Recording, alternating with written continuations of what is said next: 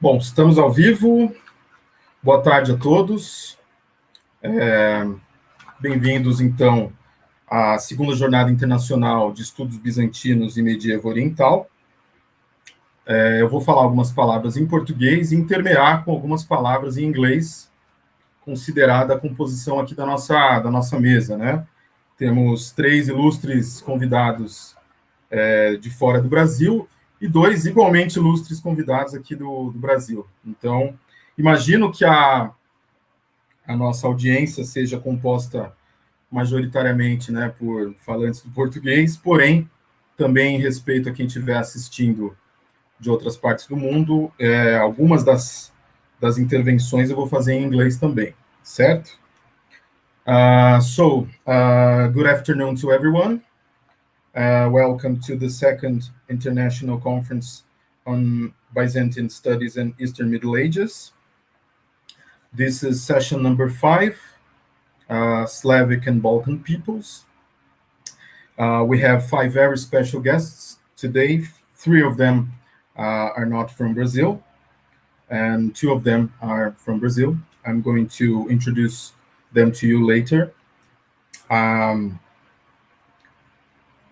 De volta ao português agora, uma breve apresentação minha, afinal eu não dispenso apresentação também, né?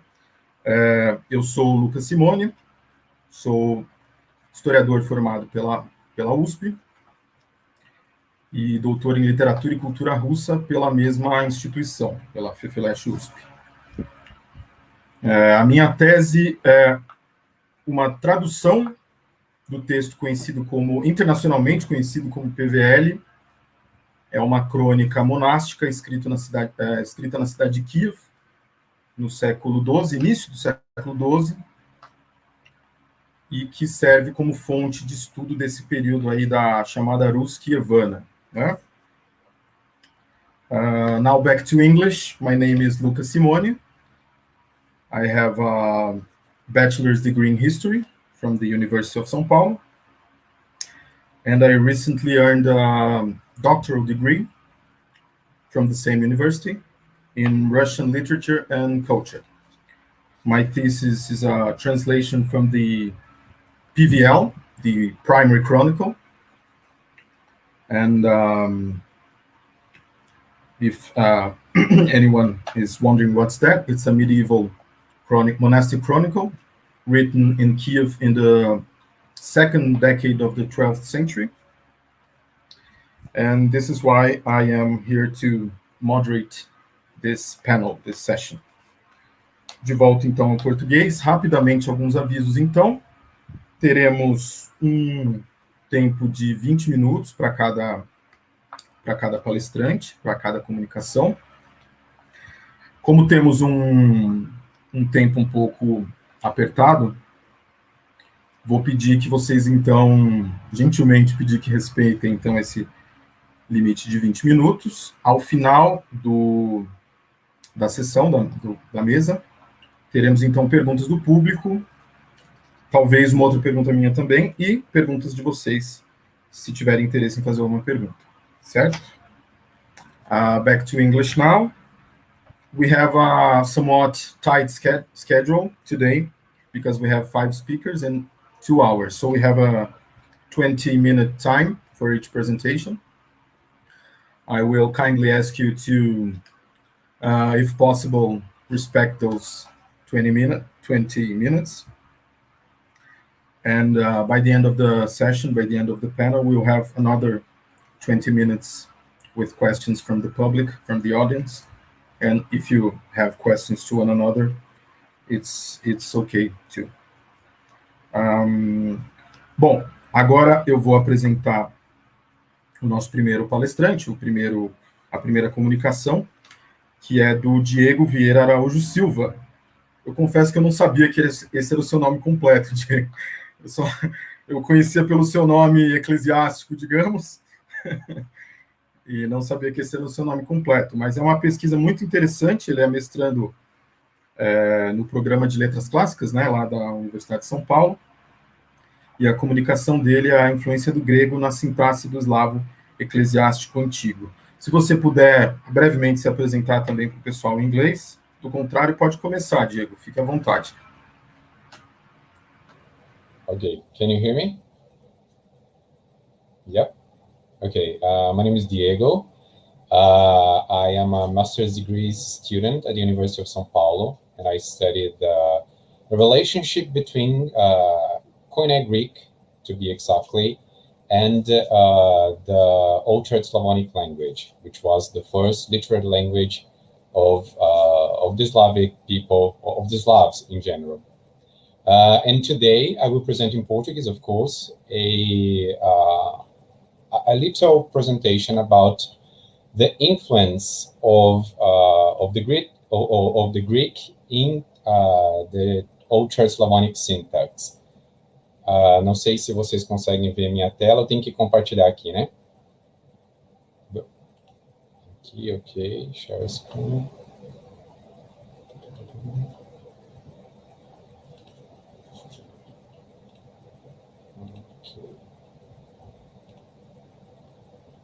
Ok, minha tela está sendo compartilhada, Lucas?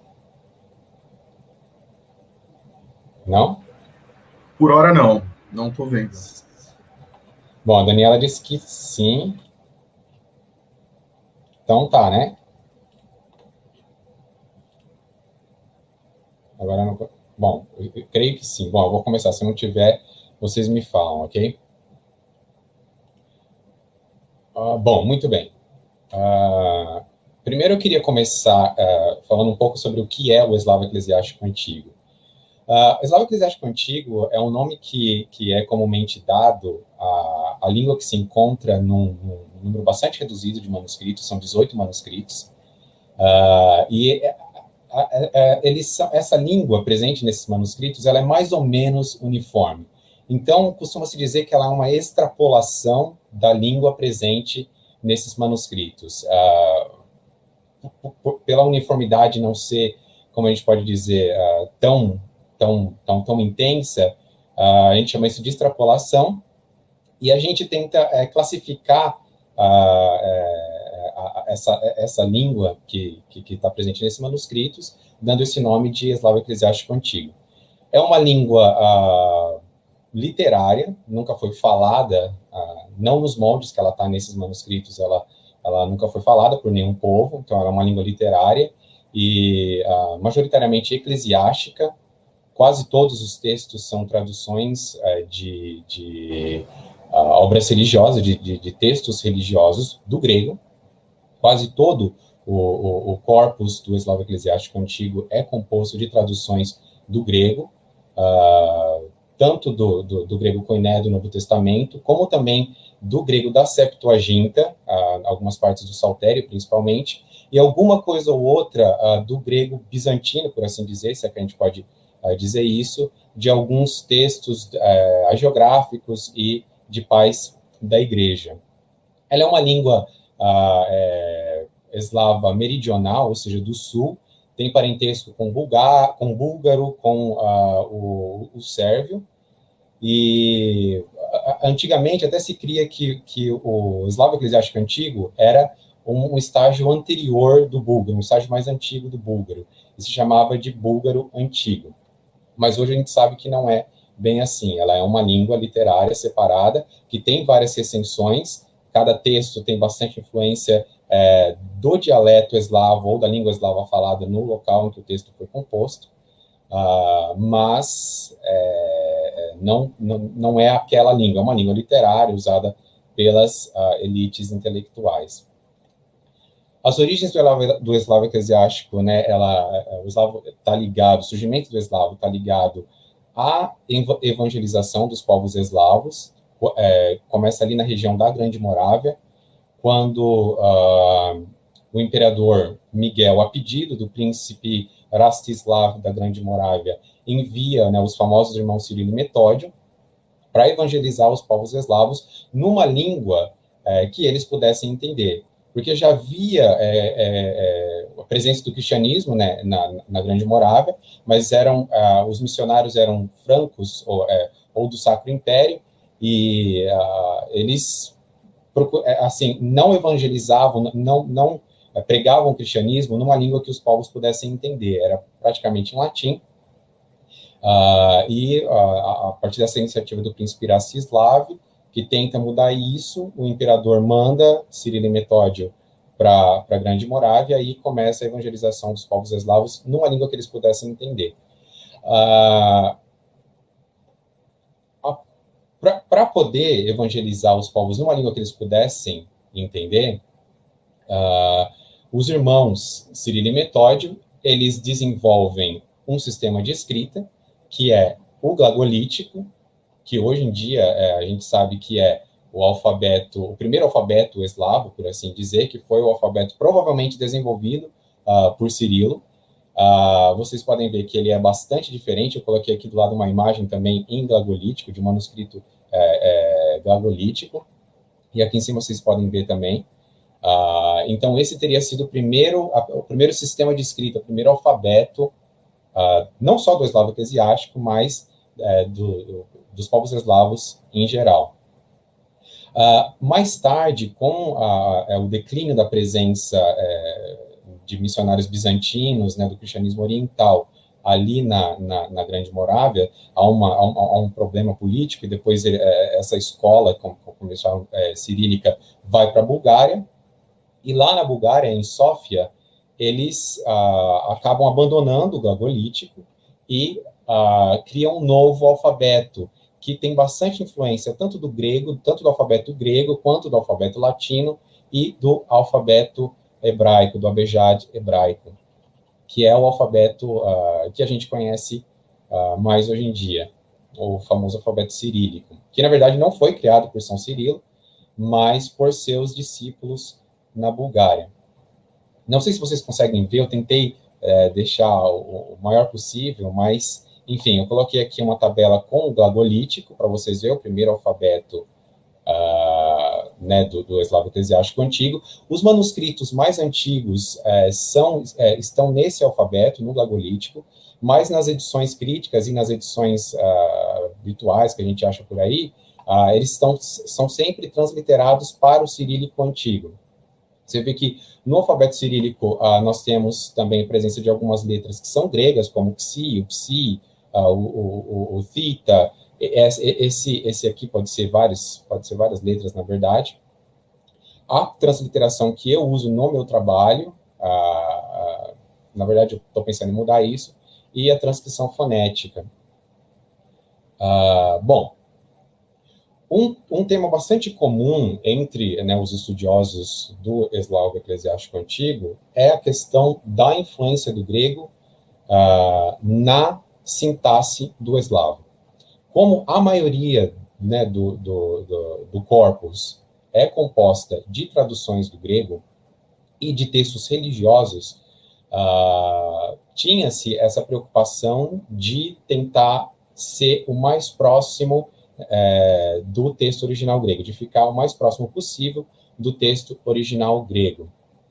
Então, sempre que você pega uma gramática do eslavo-eclesiástico antigo, ou quando alguém está comentando alguma coisa sobre a língua, quando chega na parte da sintaxe, é muito comum você encontrar essa questão da influência do grego no eslavo-eclesiástico antigo. Essa influência se dá principalmente na sintaxe. Eu vou falar um pouco disso mais para frente. Nas traduções do eslavo, você encontra duas posturas distintas. Você vai ver uma que é um pouco mais independente, principalmente nas traduções mais antigas, que datam ali, né, que são anteriores à produção búlgara, né? Então, você tem uma produção um pouco mais independente.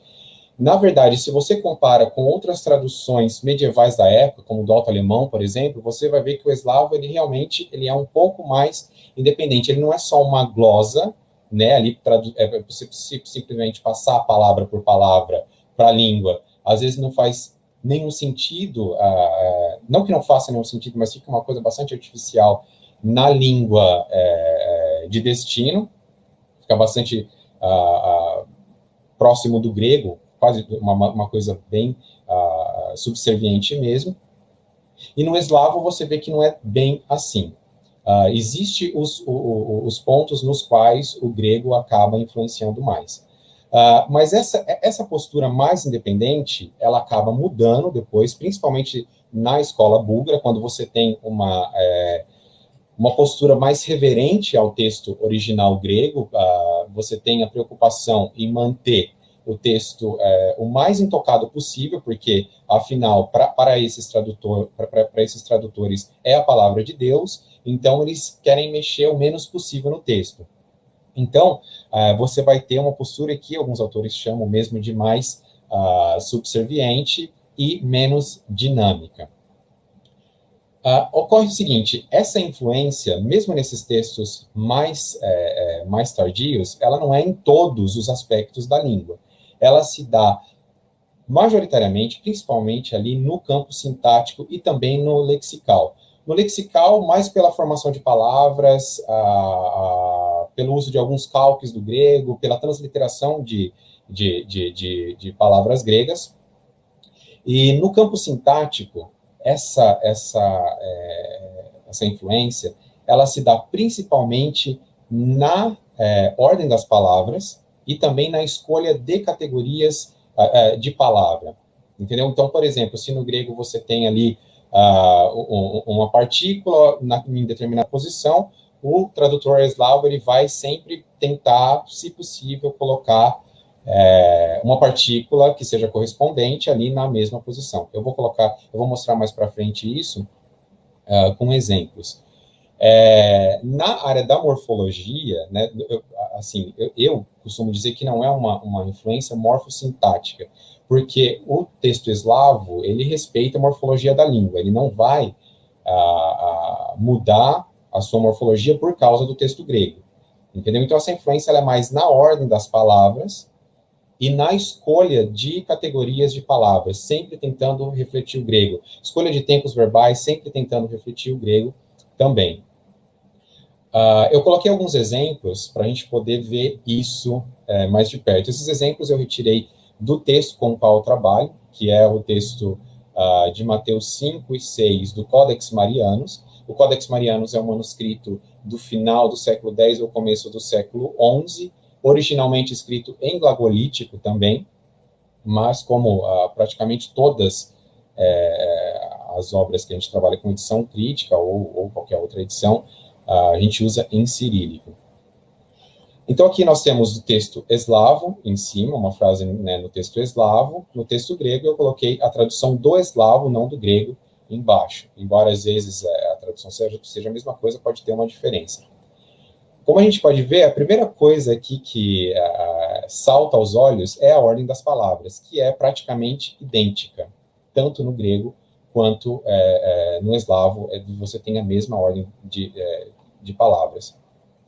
Você vê, a escolha dos tempos verbais também é a mesma, auristo grego, auristo eslavo. Aqui, nós temos essa conjunção integrante, o eslavo vai colocar na mesma posição, certo? Você vai ter, por exemplo, um futuro grego aqui, indicativo. Você vai ter aqui um presente perfectivo no eslavo, que o eslavo ele não tem um futuro morfológico propriamente dito, mas como em outras línguas eslavas, tal como o russo, por exemplo, ou o eslavo-eclesiástico moderno, você pode usar verbos de aspecto perfectivo para expressar o futuro. E o que ocorre aqui? Você tem um futuro grego, né, e um presente perfectivo eslavo. Aqui, no grego, nós temos uma voz passiva. No eslavo, você não tem uma voz passiva sintética, como você tem no grego. Então, eles vão traduzir de uma forma perifrástica, mas você vai ter uma voz passiva. Aqui é curioso para você mostrar que não é sempre tão subserviente ao texto grego, que no grego você tem um auristo, né, um erete, um auristo passivo, e aqui você tem um presente passivo no texto eslavo. É lógico que a gente nunca sabe se esse tipo de divergência é porque o eslavo está criando uma postura independente ou porque o manuscrito que ele usa está usando um tempo presente. Isso pode perfeitamente ocorrer. E, aliás, mais para frente a gente vai ver que tem uma diferença no texto assim, do eslavo quanto em relação ao grego. Mas em outras partes anteriores a esse versículo, você vê que ele vai usar, ao invés de retieno esto, ele vai usar retieno guisto, que seria, né, o passado. Vamos ver aqui. Mesma coisa, você vai ver mesma categoria de palavra, mesma posição. O eslavo não tem artigo, por isso que você não vai usar um artigo como no grego aqui. Mas, mesma coisa, futuro, presente, perfectivo, para expressar o futuro no eslavo, refletir isso do grego. Aqui, no grego, a gente tem um acusativo, e no eslavo, a gente tem um genitivo. Talvez aí quem estuda russo ou eslavo eclesiástico, eslavo oriental antigo, como o Lucas e o Leandro, pode se perguntar se isso aqui é um genitivo acusativo, como a gente tem nessas línguas. No eslavo eclesiástico, a gente não tem genitivo acusativo. Não no eslavo eclesiástico antigo, você tem no moderno, por influência do russo. Isso daqui é mesmo o verbo que está regendo um genitivo. E no grego, o verbo rege um acusativo. Entende? Então, você vê que essa influência não vai ocorrer na morfologia. Aqui, o eslavo poderia ter usado também um dvoego, né, um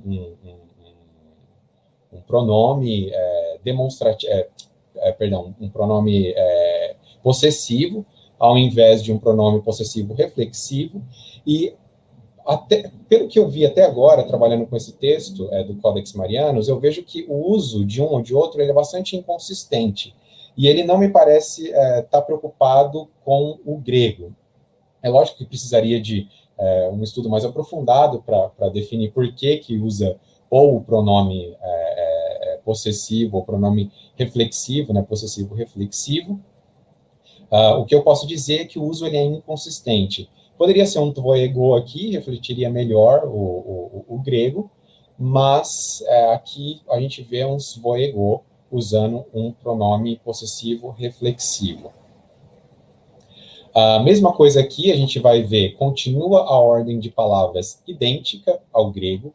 Aqui no grego a gente tem uma partícula adversativa, aqui, né, o de ele tem essa função adversativa. Nessa parte, o eslavo vai usar o G também, de forma adversativa, para refletir o grego. Então, você tem uma ordem de palavras praticamente idêntica à do grego aqui no texto eslavo. Ok? Então, deixa eu passar aqui.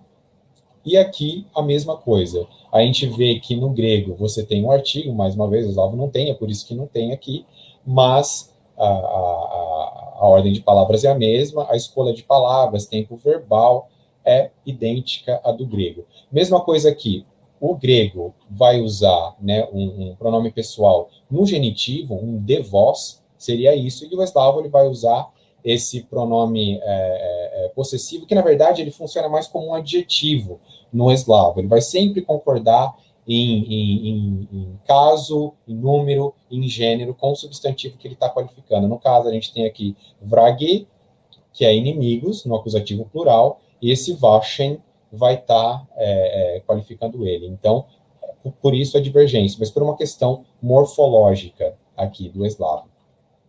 Ok?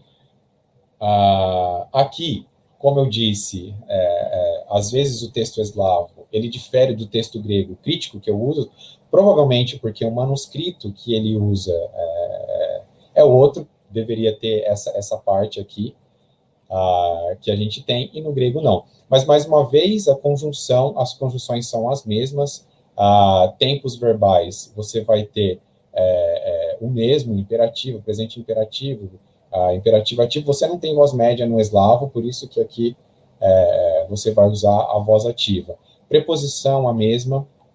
Aqui no texto, que ele é mais parecido com o grego, a mesma coisa, você vai ter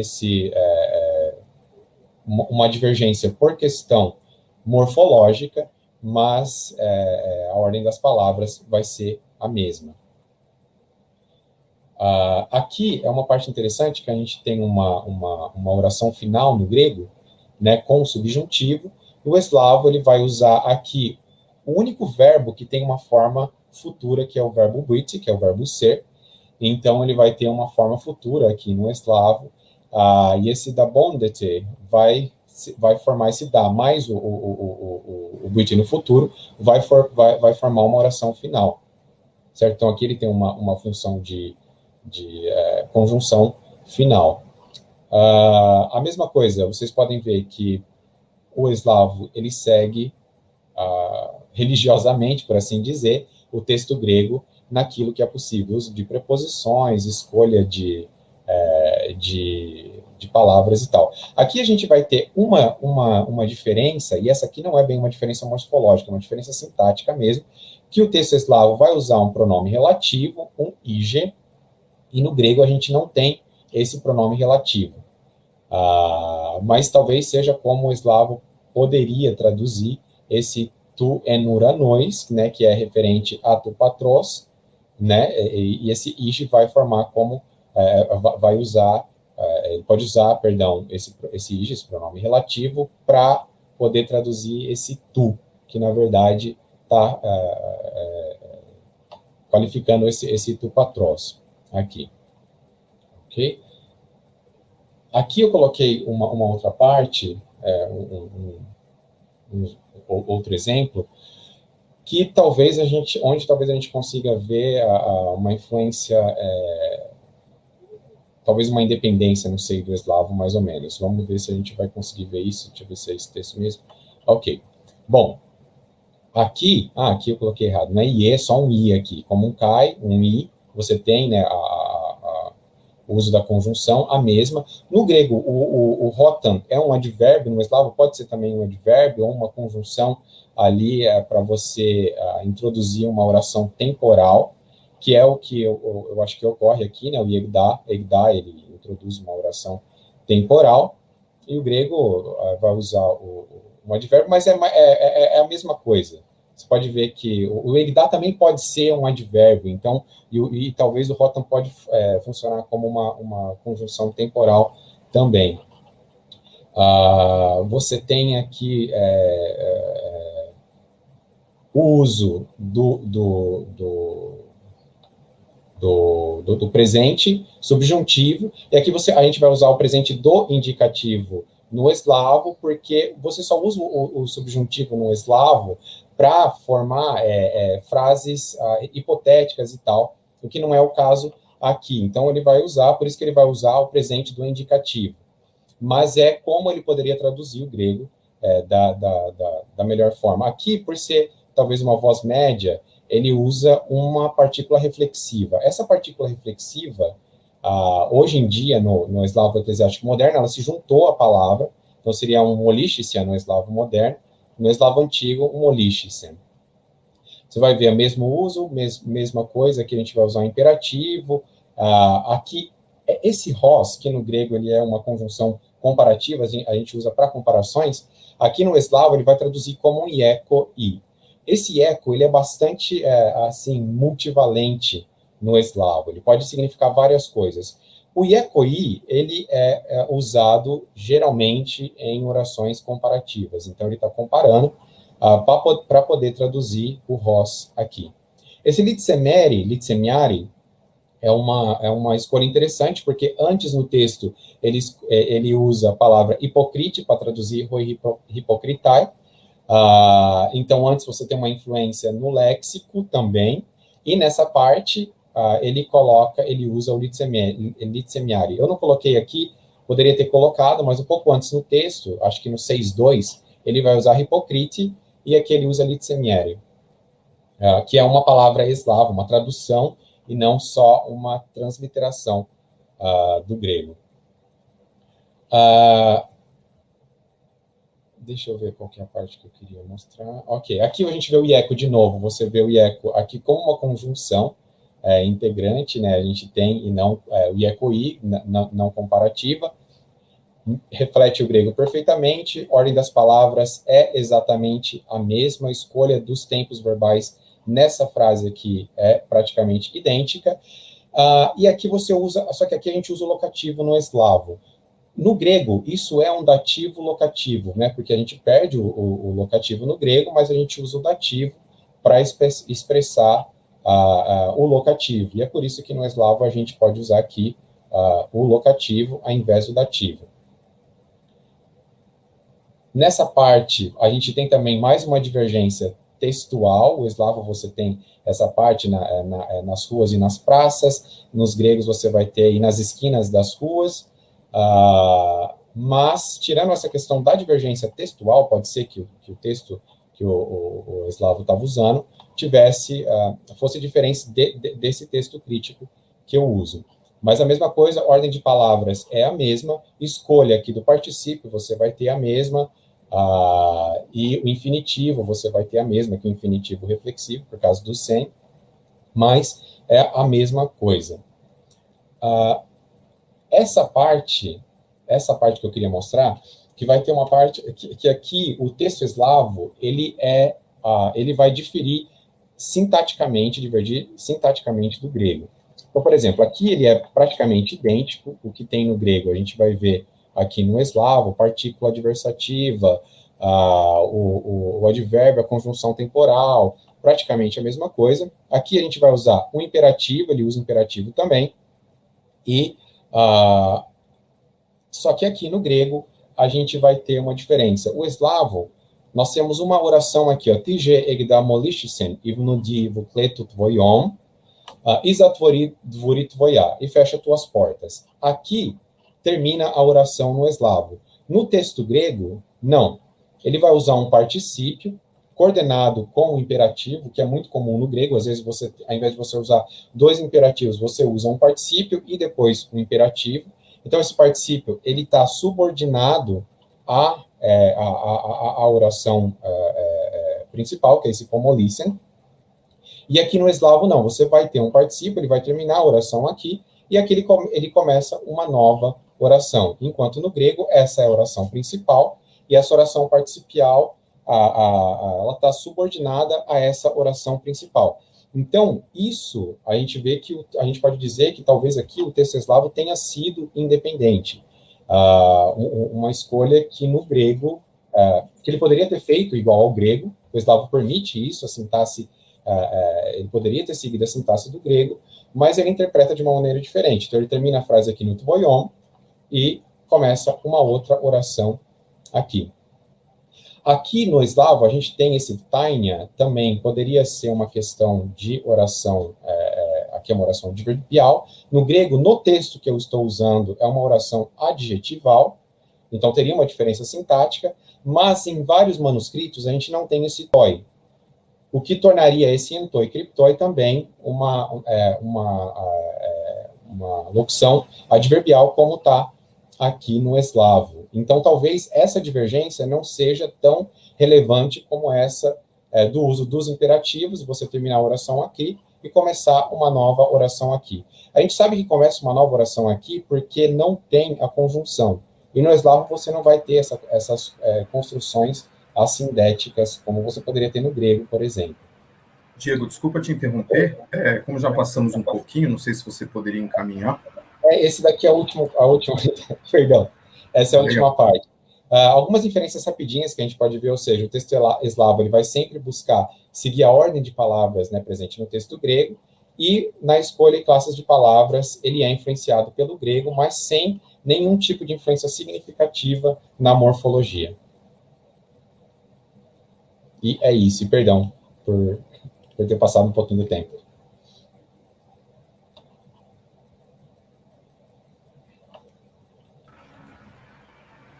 Perfeito, Diego. Desculpa a intromissão. Passamos alguns minutinhos. Não, mas perfeito. Muito boa a sua apresentação. Obrigado. Muito interessante o seu tema. Agora, vamos passar, então, para a apresentação do Leandro César de Santana Neves, doutorando pela Universidade Federal do Rio de Janeiro, cuja comunicação é intitulada Nicéforo I, metropolita de Kiev, e a pureza da comunidade eclesial Rus, século XII.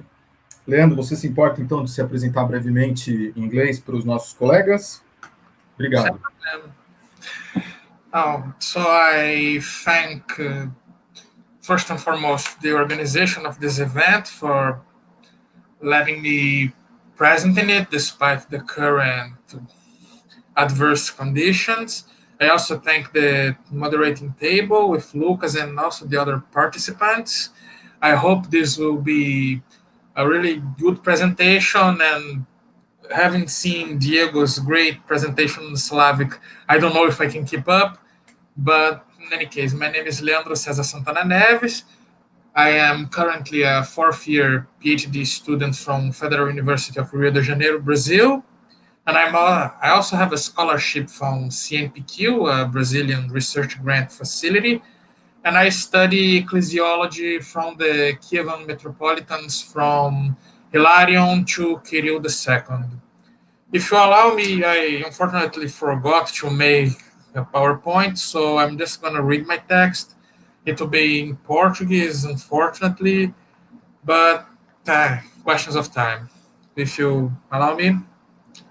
A compreensão da sociedade é um grande problema contemporâneo, com vários intérpretes tendo vários níveis de sucesso, tanto intelectual quanto mercadológico. A concepção econômica de explicar o mundo que vivemos e as ações sociais parece ser a mais corrente, mas nem sempre foi assim. Em grupos influenciados diretamente por culturas eclesiásticas fortes, o compreender a sociedade geralmente implicava em explicá-la por termos e conceitos oriundos da religião vigente.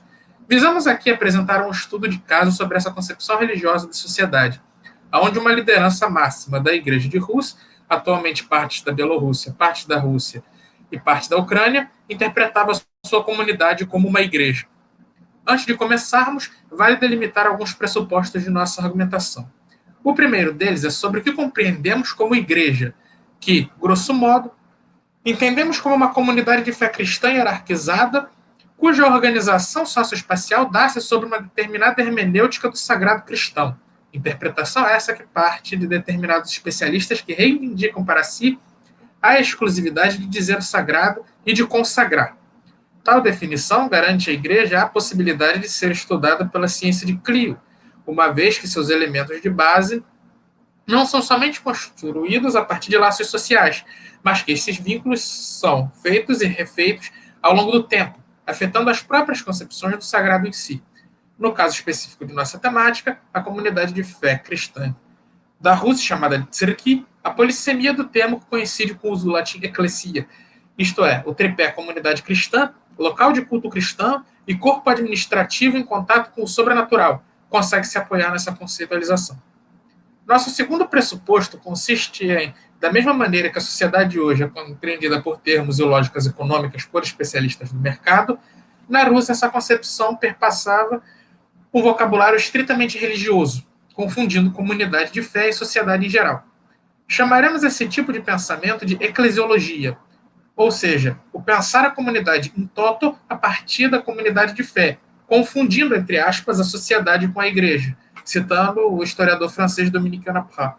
Em um paralelismo didático, assim como os sociólogos modernos tentam interpretar os grupos humanos nos quais eles se inserem, os eclesiólogos, cujo dever principal é conduzir corretamente seu rebanho, já que a maioria deles era padres e monges, pretendem compreendê-lo junto à vontade divina e ao plano soteriológico. Ainda na comparação, um pouco injusta, admitimos de antemão, entre a sociologia científica e a eclesiologia medieval, o modo que o fato social condiciona o agir e também é condicionado de maneira dialética em determinada sociedade e ao pão do historiador, conforme Emile Durkheim, é possível hipotetizar que os eclesiólogos buscavam fatos eclesiológicos para explicar e guiar o comportamento da igreja, comunidade. O eclesiólogo em questão a ser analisado nessa apresentação é Nicéforo I, metropolita de Kiev, durante o primeiro quartel do século XII. Possivelmente originário da região da Inicia, atualmente na Turquia, o clérigo chegou em sua metrópole em 6 de dezembro de 1104, sucedendo Nicolau, mas somente assumiu a posição eclesial 2 semanas depois, no dia 18.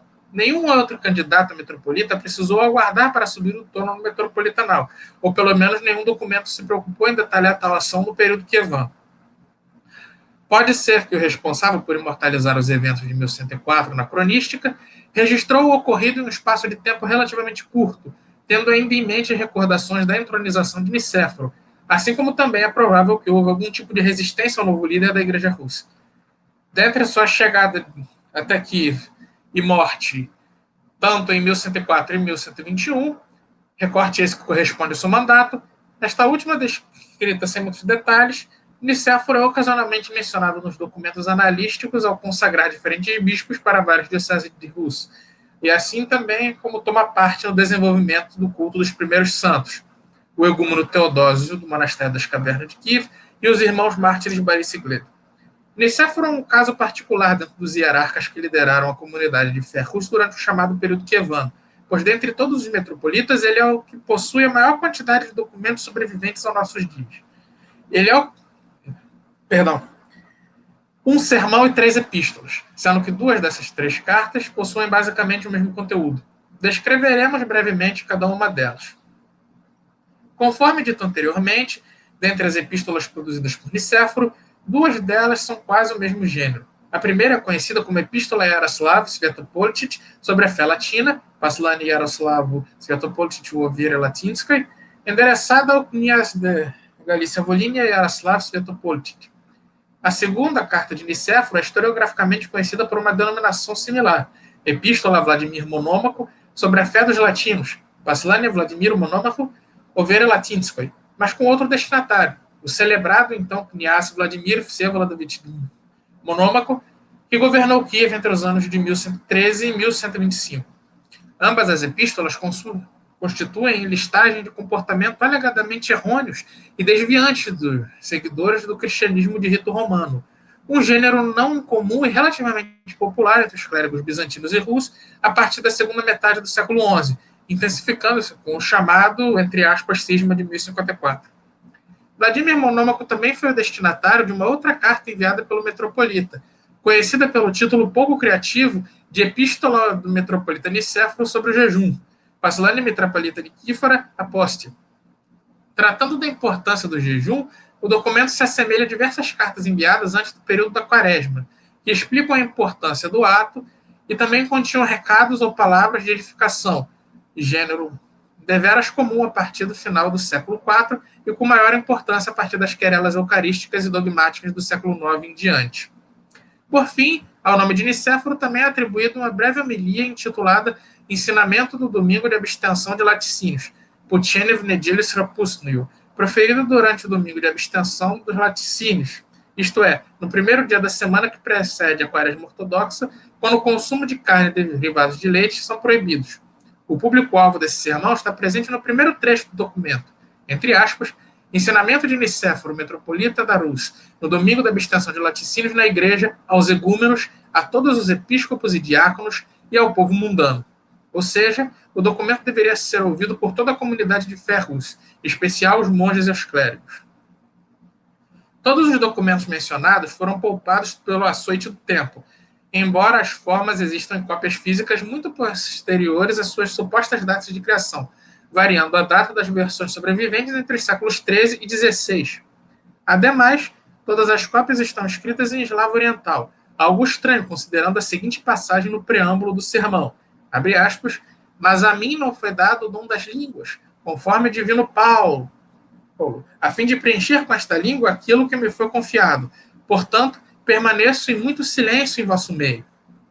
Um tema se mostra constante em todos os escritos de Nicéforo que chegaram até nós, a questão da pureza. Nossa hipótese é que esse elemento constitui, na visão do metropolita, um mecanismo de coesão social que deve servir de base para a conduta dos membros da comunidade cristã russa. E isso aparece de várias formas na documentação. Comecemos pela mais simples, sendo ela os 2 prólogos antes das epístolas denunciatórias. No caso da dirigida Yaroslav, o metropolita afirma que o Kniaz, eu esqueci de mencionar até agora, mas Kniaz considerem como rei, é a liderança política da Rússia. Tem pessoas que falam príncipe, tem pessoas que falam rei, tem pessoas que falam duque. Hoje eu não sei exatamente qual deveria ser usada para traduzir português, portanto eu deixei o termo como era no eslavo. Então, a Kniaz tem como limite, entre aspas, a terra dos poloneses, e aqueles que lá vivem servem ázimos, pães sem fermento, e aceitam os elementos latinos. No caso da epístola enviada a Vladimir Monômaco, parece que o próprio governante indaga a razão pela qual os latinos são vistos pela reprovação. e que Nicéforo responde com prontidão o porquê eles foram, entre aspas, excluídos da grande igreja. Vale ressaltar que as polêmicas entre os cristianismos de rito ortodoxo latino não são exclusivamente feitos deste hierarca, com documentos, inclusive parecidos com suas epístolas, circulando na Rus desde a segunda metade do século XI. De fato, Nicéforo repete diversas acusações de seus precedentes. Desculpa. Com o uso dos pães ázimos na Eucaristia, os bispos guerrearem, entre aspas, sujarem a mão de sangue, e o consumo de carne imprópria, especialmente por padres e monges, como, por exemplo, o urso e castor, entre outros desvios que mostram claramente a falta de decoro com o sagrado e a sua interferência, seja no rito ou nos corpos daqueles que realizam, o que maculariam principalmente os clérigos e tirariam qualquer prerrogativa que eles possuem sobre o sagrado.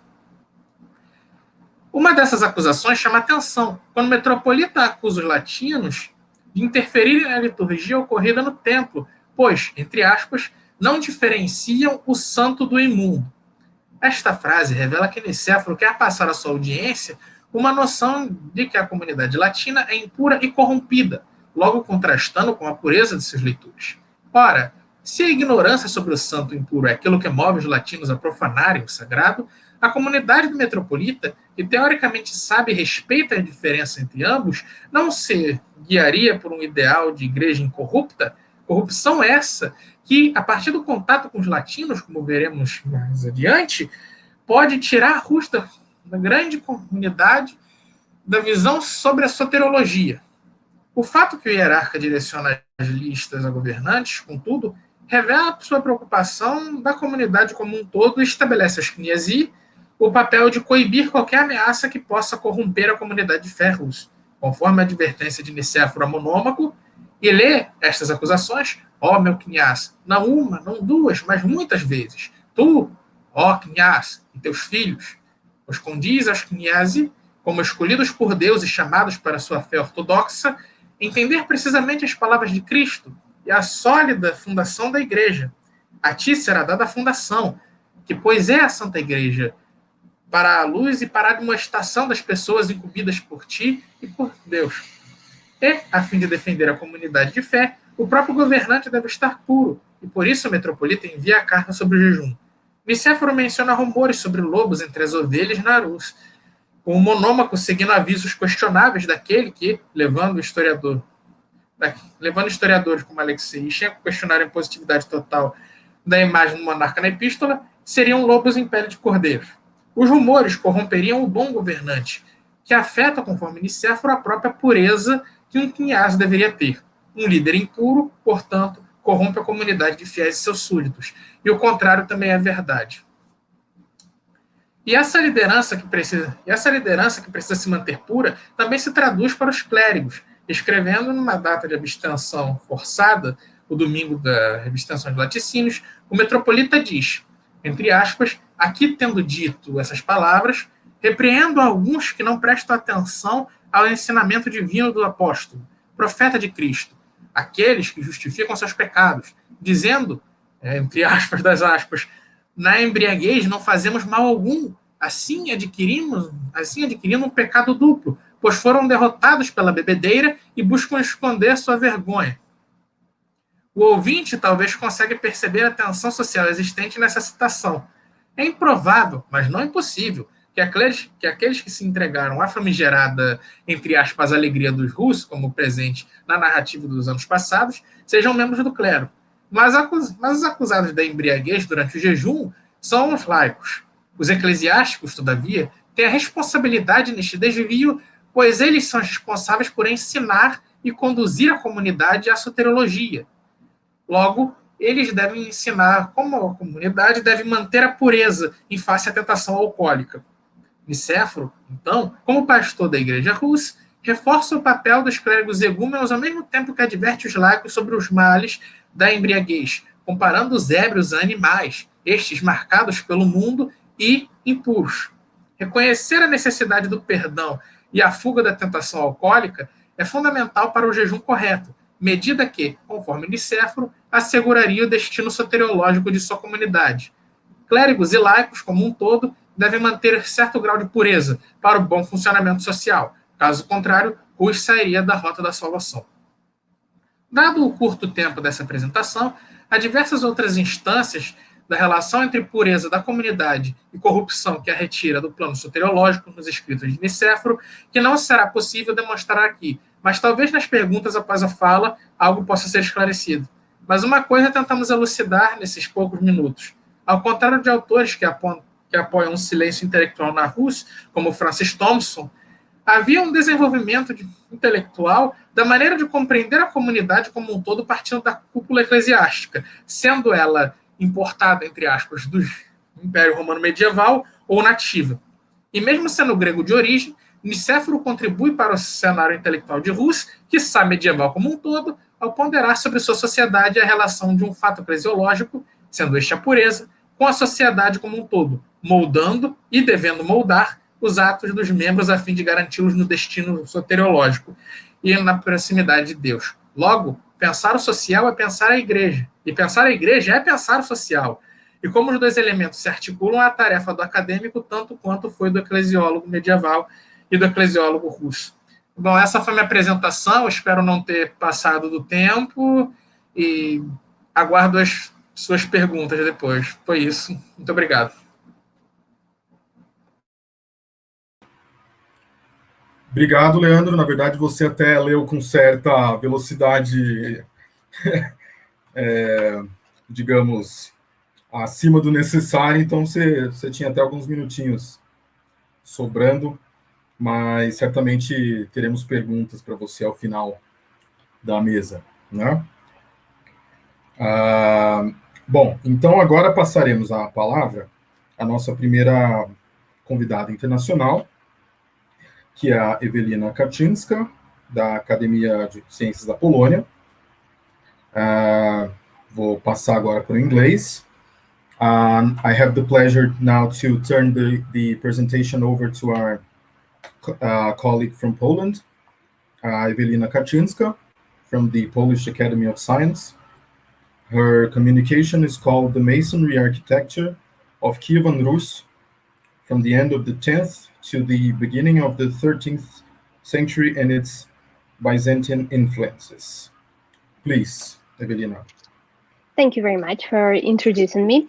And yes, I am a PhD student in the Polish Academy of Science in the Institute of Archaeology and Ethnology. And the main topic of my thesis is, of course, masonry architecture in Kievan Rus. And I'm trying to share my screen. Just 1 second.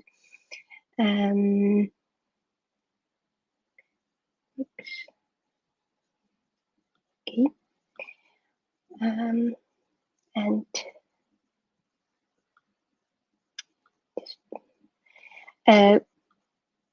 could you tell me if you can see my screen or no?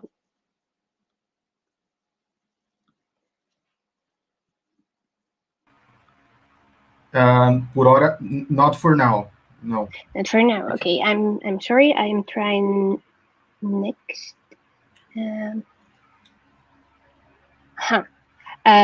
Vikram told me that has lost permission to capture my screen. Okay. Just a minute. Okay, sure. Sorry.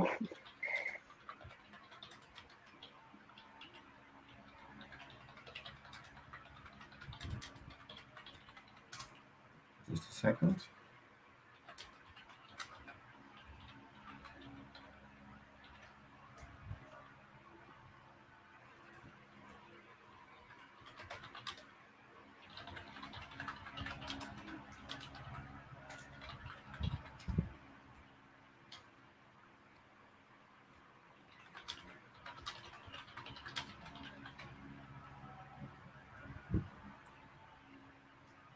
They're telling me that you have to allow your browser first to share the screen. Do you know where could I do this? Sorry. Let me see. Well, there's an address bar right to the right. I think you find a small icon Settings or something else? Yeah, maybe settings, yeah. Okay, privacy and security. No, not exactly. I think it's permissions or something like that. Okay,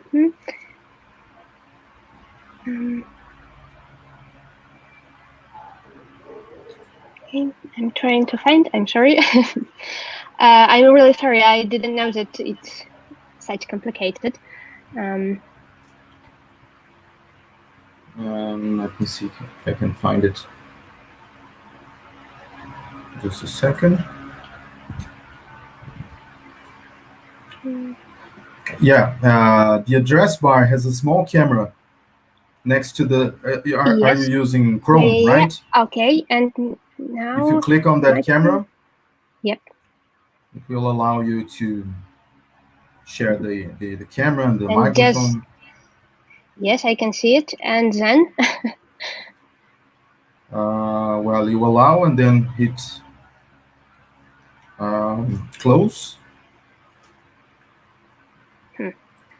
It looks like it works. Okay, I will try again. Okay. And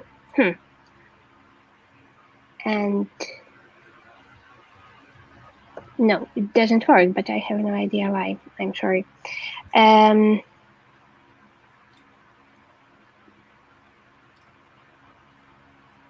Let me try something here. StreamYard. I'll try to share my screen. Let's see what happens. You know what? I think I found something. Just 1 second. I'm sorry. Yes. Let me see if. No.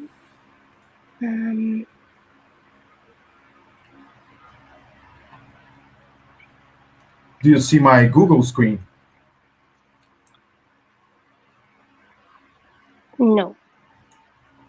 No, but I'm trying to find. Probably I can. Just 1 second.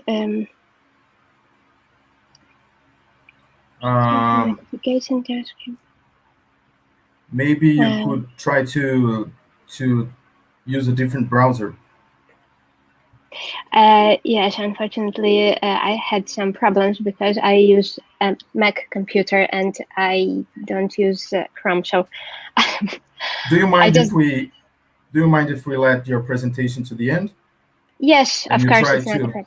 Yes, I'm sorry for this inconvenience. Yes, sure. You try to log in again to the to the browser, and then we will try again. Okay? Of course. Sorry for this. No problem. So the next presentation would be our colleague Jan Jeż from the Cardinal Stefan Wyszyński University in Warsaw, Poland. His communication is called Marriages of the Mazovian Piasts with Princesses of Ruthenian Lineage in the 13th and 14th centuries. A próxima comunicação, então, do nosso colega Jan Jeż, doutorando pela Universidade Cardinal Stefan Wyszyński em Varsóvia, na Polônia. Please, Jan Jeż, be my guest. Thank you a lot. Thank you all for the possibility of participation in this conference. I'm very glad to have this opportunity. Ladies and gentlemen, good afternoon once again for those whom I didn't already tell this. I would like to discuss the issue of marriages of the Mazovian Piasts with princesses of Ruthenian lineage in the 13th and 14th centuries. But before I start, I need to share my screen to show you some presentation. I hope that it will be all right. Wait a second, and here we are. Can you hear it? Can you see it or not? The presentation? Yes, we can see it. Okay, so I will use this presentation. And before I start discussing the main subject of this paper, I need to give you some crucial information about Poland in this time, in 14th and 14th century. Here on this map, we can see, although contemporary, but you can see that Poland is located in southern Europe, and here On this map, we can see that Mazowsze, or Mazovia in English, is situated in eastern and central Poland. Here it is this violet color. On the left, we can notice a coat of arms used by dukes of Mazovia. And here we see the territories of Mazovia with some cities in this land. And before I come to another part, I need to tell you that about the dynasty of Piast. The dynasty of Piast, rulers from this dynasty, princes and kings, ruled over territories of Poland since 10th century. But at the beginning of the 12th century, all the country was divided between ducal brothers, and it started the time of so-called feudal fragmentation. And this feudal fragmentation lasted just to the beginning of 14th century. Only at the beginning of the 14th century, all the country was reunited again. In this time, the rulers from different various duchies, among them also rulers of Mazovia, were looking for some powerful allies to strengthen their political situation in Poland. So it was so also in case of Ruthenia. To get a deeper sight into the subject, I need to set the discussion in a broader context of relations between Piast and Ruthenian dynasties. This relation should be described as correct, not only because both dynasties, Piast and Rurikoviches, ruling over Ruthenia, lived in similar socio-economic realities, but both dynasties were also bound by marriage ties that used to be renewed often until the end of 12th century. This mixing of blood promoted mutual friendship, and most of the wars waged between Piastes and Rurikoviches in 11th and 12th centuries were supposed not to conquer territories, although it happened, of course, but to give friendly help, and here I quote, to give help to one or another relative on the part of consanguineous Polish or Ruthenian dynasts. On this map, we can see that it is, of course, although it is mapped from 14th century, here on the red, we can see Kingdom of Poland, and I hope you can see what I wanted to point. Here on this pink, so-called Red Ruthenia. And I'm going to discuss the issue of marriages between Piasts of monarchs from Mazovian dynasty and monarchs from Ruthenia. And to go on, the Mazovian dukes married Ruthenian princesses fourfold. These were wedlocks of Konrad I with Agafia, daughter of Światosław Igorewicz, Boleslaus I with Anastasia, the daughter of former Prince of Belsk, Alexander, son of Vsevolod, Siemowit I with Pereslava, daughter of King of Halicz, his name was Daniel, and at last, at the beginning of 14th century, it was the last marriage between Troyden I and Mary, who was daughter of King George I, King of Halicz. Each of these wedlocks were about to have some political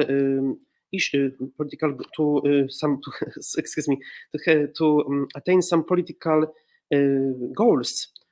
For example, the wedlock of Konrad I with Agafia was arranged to strengthen the alliance between the sons of Casimir the Just, Konrad, and his older brother Leszek with Światosław Igorewicz. And in the same time, Leszek the White and Konrad promised Światosław to help him seize Przemyśl. This alliance did not stand the test of time, but despite its break and the death of Światosław, Konrad did not decide to break his marriage with Agafia and to send her away. And later, contracted in almost the same time, marriages of Boleslaus I with Anastasia and Siemowit I with Pereslava secured the eastern borders of the Mazovian Duchy and promoted the strong bonds relations between Mazovian Piasts and Daniel of Halicz, who gained an ally among princes of Poland, as well as empowered his influence in Mazovia and engaged Siemowit in the military coalition against Lithuanian tribes. In the following years, many times Siemowit and Daniel cooperated in military or political way. What could be observed in common warlike ventures or participation of Siemowit I in his father-in-law coronation ceremonies. And at last, the matrimony of Troyden and Mary was arranged to renew and strengthen the relations between Piasts and rulers of Ruthenia, Rurikoviches, as well as to secure the eastern borders of Mazovia. And now I would like to come to discuss the issue of marriage of Konrad I with Agafia. Here on this screen we can see on the right a picture from 19th century, which is going to show how Konrad I could look like, and on the left, a so-called pattern of Płock. Płock was one of the most important cities of Mazovia, and with some images of dukes of Mazovia in this time. So Konrad I was the first ruler from the Mazovian Piast dynasty. About at the turn of 12th and 13th centuries, he swept to power over the Duchy of Mazovia, and he became the first monarch of this branch, Mazovian branch. The getting married by Konrad and Agafia was a part of Leszek the White's politics in Ruthenian duchies. So there's a need for recalling some related activities of this prince, Leszek the White, older brother of Konrad, according Ruthenia. In this time, Roman, Ruthenian prince, although once supported by Casimir, turned against his sons and encroached the land of Leszek the White. And however, this Roman was defeated and killed by Leszek and Konrad soon after this event, soon after his encroaching to territories of Poland. Then the Prince of Kiev, Rurik, and Princes of Seversk, Światosław, Vladimir, and Roman formed a coalition in Ruthenia against the sons of Roman. The just mentioned Światosław was father of Agafia, who was later married by Konrad, what is going to be discussed below. Sons of Roman, Daniel and Vasilko, and were supported by Hungarian King Andrew II of Hungary, which made it possible to counter the attack of Halic. But 1 year later, the coalition against the sons of Roman was reborn and joined by the Prince of Chernihiv, Vsevolod, and by Leszek the White, who was concerned about Arpadian influences in Ruthenia. In 1206, the former territories of Roman Mścisławicz were conquered by the sons of Igor Nowogorodski. Vladimir seized Halic, Światosław took Vladimir, and Roman occupied Zvenihorod. Soon after these events, the Prince of Belsk, Alexander, son of Vsevolod, nephew of Roman Mścisławicz, asked his relative Leszek the White for help in the coming to power in Volodomir, and the Prince of Krakow fulfilled his request. Excuse me, please. Anyway, on this occasion, Polish troops captured Prince Światosław and soon later also his brother Vladimir. In all probability, sons of Casimir, Leszek, and Konrad still had some political plans for their captive, Światosław, because they promised to help him seize Przemyśl, one of cities in Ruthenia. The marriage of Światosław, daughter of Światosław, Agafia, with Konrad was supposed to seal, to confirm the newly established alliance. This marriage was constructed in 1207, 1208, or 1209. It is known for sure that this happened before 1218, when Pope Honorius I settled a bulla in which he settled a conflict between Bishop of Płock Getka and Archbishop Kietlicz, and based on the former's complaint that he was banned by the latter from celebrating the marriage service for Prince Konrad. This also means that the marriage could not be contracted before 1207, because it was the year when Bishop of Płock, Getka, took the office of Bishop of Płock. Also, the fact that the eldest son of Boleslaus was born in 1208 lends credibility to the conclusion that the marriage was contracted in 1207. It should be assumed that it was Leszek the White rather than his brother Konrad I who was behind the court, though two brothers, Konrad and Leszek, had similar views on the politics pursued versus Ruthenia. It is difficult, if possible at all, to determine the timing of release of Światosław from the Polish captivity. This could happen in autumn 1209 or conceivably later, directly before Światosław was enthroned in Przemyśl in early 1210. The foreign politics of Światosław was based on the alliance with Leszek and Konrad, which was initially beneficial for him. Soon, in the second half of 1210 or in 1211, discontented local boyars raised a rebellion against this Prince Światosław. On request of these boyars, the army of Hungarian King Andrew II marched into Principality of Halic and quickly seized Przemyśl and took Światosław captive. Regiments of Leszek the White, headed by one of his warriors, chatelain of Sandomir, Sulislav Bernatowicz, joined the Hungarian forces in Zvenigorod. Światosław and Roman were taken captive and hanged by Ruthenian boyars. According to the Catalogue of Bishops of Krakow, Duke Światosław was executed by Sulisław on the order from Leszek the White. This decision would ensue from Leszek's disappointment in the conduct of the Hitherto ally. As can be seen, the alliance formed between Światosław and Kazimierowicz's son of Kazimir, Leszek and Konrad, did not stand the test of time. However, Konrad did not renounce his wife in spite of the defeat and death of her father, which can testify that the spouses were in good relations. According to one of contemporary scholars, Agnieszka Reterysz-Puzio, the position of Agafia grew stronger with birth of each son. The ducal pair had 10 children: Boleslaus, Kazimir, Siemowit, Eudoxia, Ludmila, Siemomysl, Salomea, Judith Dubravka, and Mieszko.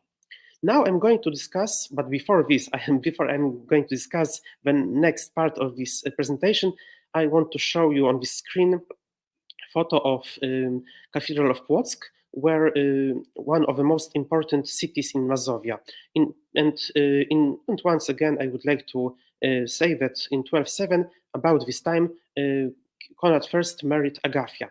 So next two dukes, but on this screen I will show you only one of them, Siemowit first.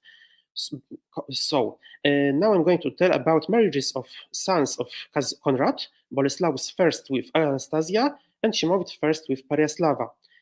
So these marriages were contracted almost concurrently. In addition, the elder of two brothers died soon after these events, which justifies the side-by-side discussion of these marriages.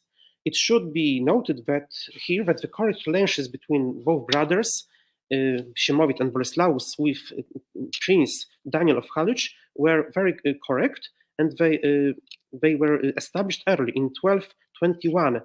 And in later years, their relations were still very good. But actually, there was 3 marriages about the 40s of 13th century. The first one was a marriage between Boleslaus first with Anastasia, the daughter of former Prince of Belsk, Alexander, who was the first cousin of Daniel, and Anastasia was remaining under custody of Daniel and Wasilko since the death of her father. This marriage was contracted between 1244 but between 1237, and it was to strengthen the alliance between both dynasties. And about the same time, for 1246 or to 1237, Wasilko, brother of Daniel, married Dubravka, one of the daughters of Konrad I, what once again strengthened the alliance between both dynasties. And about the same time, in 40s of 13th century, another marriage was contracted, and it also promoted the bond between the two dynasties. It was the wedlock between Siemowit first and Pereyaslava. Most historians believe that the princess was daughter of Daniel Romanowicz, which implies the question why this ruler, why the Duke of Halicz, decided to give his daughter in marriage to a Mazovian prince of secondary rank. Once again, I need to tell that Siemowit was a younger brother of Boleslaus, so he was less important in this time. But the explanation proposed by John Tengowski seems the most convincing one. So Pereyaslava, born probably in 1236, reached adulthood in 1248, so most likely, if she had been 2 or 3 years older, it would have been her, not Anastasia, who married Boleslaus, the eldest son of Konrad I. Seeking to retain his influence in Mazovia, Duke Daniel convinced Boleslaus to abandon his heritage to his youngest brother Boleslaus, and not to Kazimir of Kujawia, who was older than Siemowit. The alliance between Daniel of Halicz and the Mazovian Piasts was a continuation of the earlier friendly relations between these rulers and Konrad I. It was in the interest of both parties, because both dukes gained a powerful ally and protection for their eastern border, while Daniel engaged Siemowit in the military coalition aimed against the Othnian tribes and strengthened his influence in Mazovia. Ladies and gentlemen, I'm afraid that I need to finish my presentation. So I would only want to once again share the screen, and just give me a second.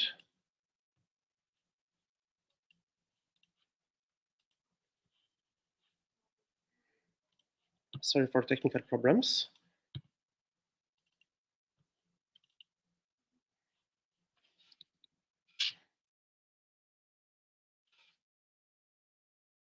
So it was about these marriages between Szymowit and Breslova, and Breslaus with Anastasia.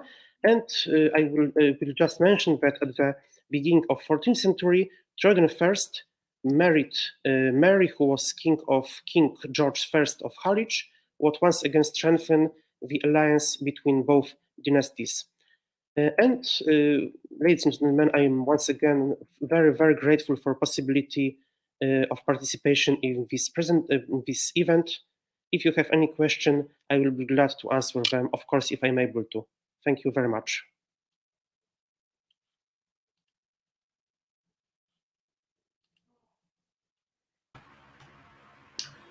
Thank you, Jan, for your interesting presentation.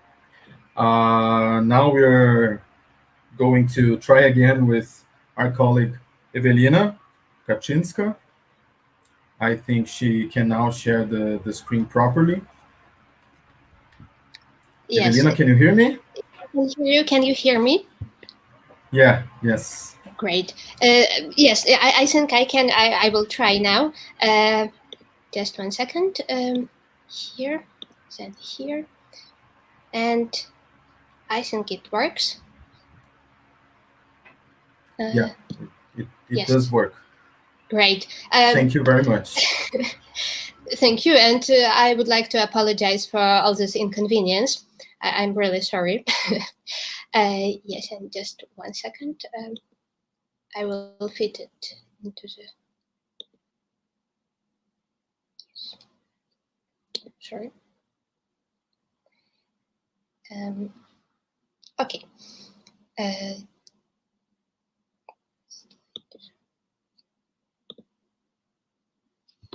I hope you can see my screen. And today I would like to speak about the masonry architecture of Kievan Rus from the end of the 10th and to the beginning of the 13th century and its Byzantine influences.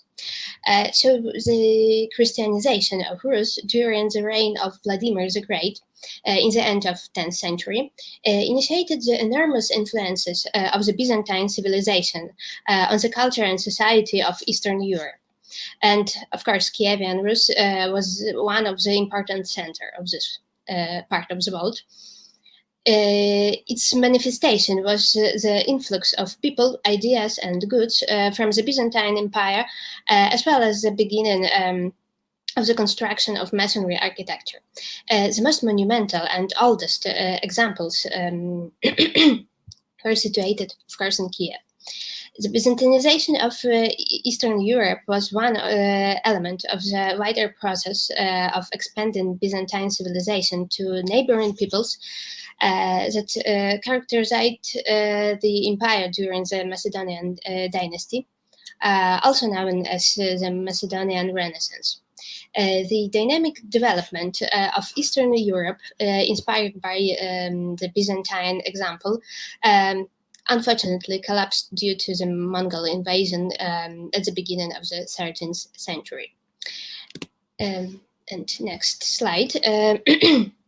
A common opinion appearing in the early literature on the subject was that the inspiration for brick buildings in the Eastern Europe was the capital, Constantinople, or perhaps the Crimean province of the empire in the Taurid region, which means, of course, Chersonesus.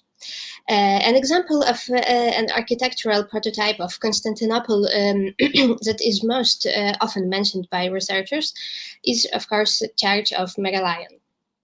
Later studies began to emphasize the possible origin of influence from the Byzantine Balkans, as well as from the Byzantine Empire, but transferred through the Latin West.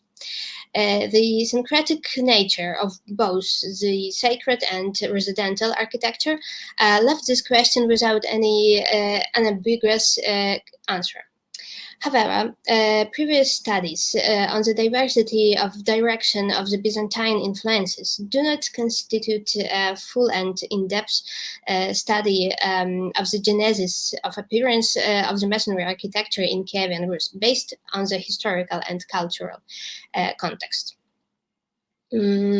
Undoubtedly, monumental masonry architecture of Rus is genetically related to Byzantine architecture, but from the beginning of its development shows a clear tendency to the independence of typological forms.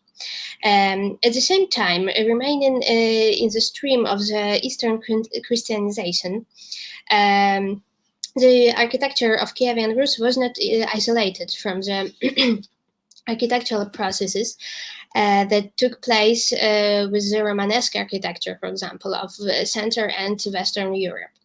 But early Rus has always been wooden.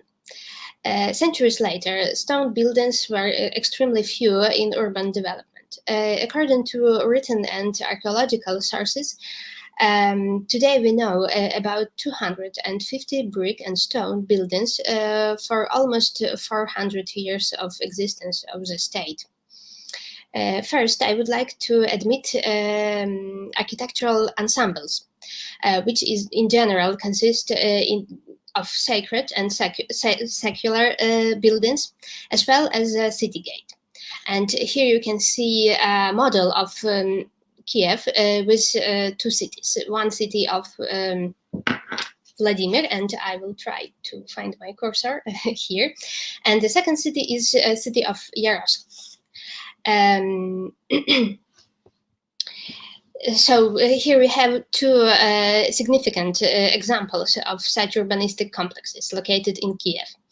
The first one is so-called city of Vladimir the Great, the compositional center of which was the Thai church, the first masonry building as well, around which stone palaces were located. And also Sophia's Gate, datation of which is debatable, but it's assumed that it was the first masonry gate. Here you have map, and this green part, it's actually the city of Vladimir, and here yellow part. It's a little bit later example, city of Yaroslav, the Vice, from first half of the 11th century. The main part of this city includes St. Sophia Gate, Cathedral, secular buildings, as palace, a famous Golden Gate, and probably also Lach Gate. And here you have a little illustration from the Radziwiłł Chronicle, of course, later chronicle from the 15th century. And here you have construction process of the city of Yaroslav. And of course, it's nowadays reconstruction of the Golden Gate with Golden Gate actually was connected with church erected above the gate construction. And here you have also a graphic from the 17th century. Yes, it just remains of the same Golden Gate. Yes, see here. The name of this gate is Golden Gate. They got by analogy with the Golden Gate, of course, in Constantinople. It wasn't a unique case. The type of architectural solution we can also find in Pereyaslav or, for example, Vladimir on Klasma. The Golden Gate, St. George's and St. Irena's cathedrals were built as well as the cathedral, the name of which the chronicles have not told us, so it's anonymous cathedral. The names of the new buildings of Yaroslav the Wise, for example, St. Sophia's, the patron saint of St. George and Irena, the Golden Gate, Their architecture, the planning structure of the city of Yaroslav imitated Byzantine patronymics and symbols, emphasized the desire to assert the succession of Kiev after Constantinople. As the main centers of monumental masonry architecture should be mentioned, besides Kiev, of course, Chernihiv, Novgorod, Novgorod the Great, of course, Old Halych, Grodno, and some others.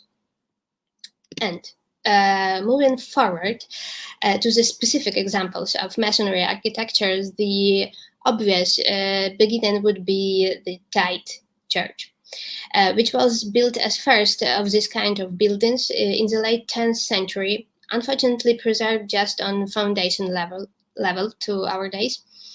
The old tradition in the literature of the subject claims that this church is Byzantine. Undoubtedly, in wider meaning, it is true assumption, but after closer analysis, it should be noticed that the prototype were not transferred directly from the capital of Empire, Constantinople.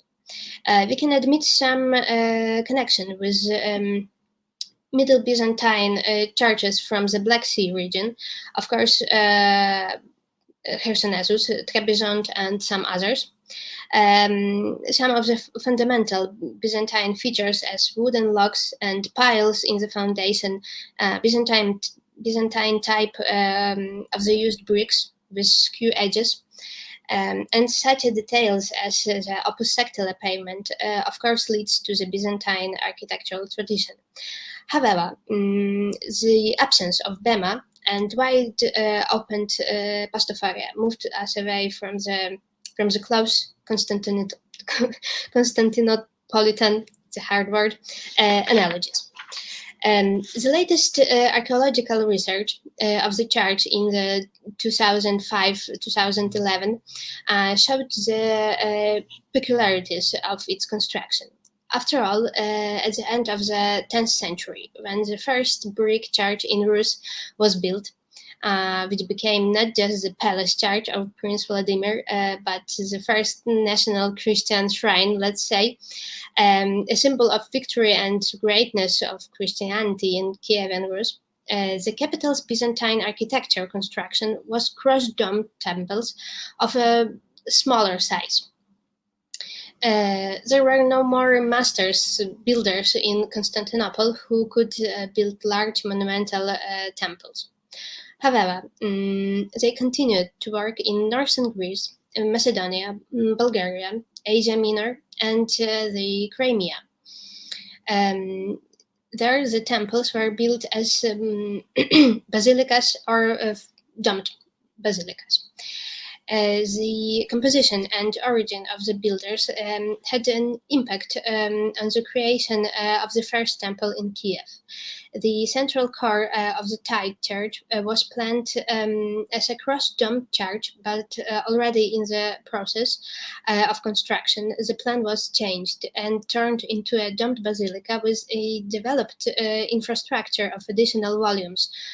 For example, narthex, exonarthex, galleries. The builders faced a difficult task to create a grand edifice.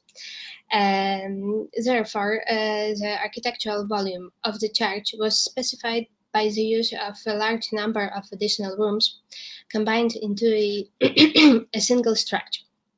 Such kind of architectural features of the construction are close to the variant of Byzantine architecture of the 10th and 11th century, common in the territory of the First Bulgarian Kingdom, for example, in Pliska, Preslav, Ohrid. Almost all Bulgarian temples of that time were built as basilicas, surrounded by developed infrastructure of narthexes and galleries. They have a similar systems of foundations, especially wooden substructures. The Bulgarian origins of some masters who built the Tide Church are indicated by glazed floor tiles, as you can see here, in the opus sectile floor, because glazed pottery was used to decorate the buildings, especially pavements of these buildings, in that time in Bulgaria.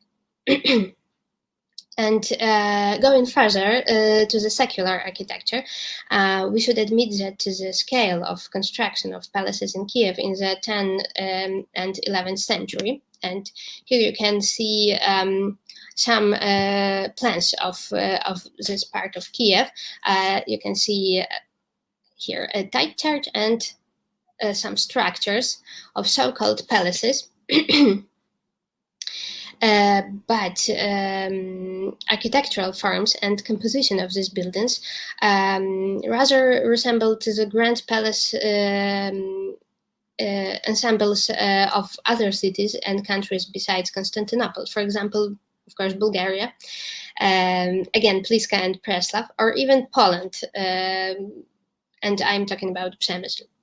They focused on the architecture of the state of Great Moravia, as we remember the mission of St. Cyril and Methodius in this country possibly exerted influences on the Kievan architecture. Przemysl, along with other Cherven cities, was annexed by Vladimir to Kievan Rus on the eve of construction in Kiev, and the prince could see the buildings of this city. And the interesting and in some sense unique secular building was Kievan Rotunda, as you can see on the slide, on the picture.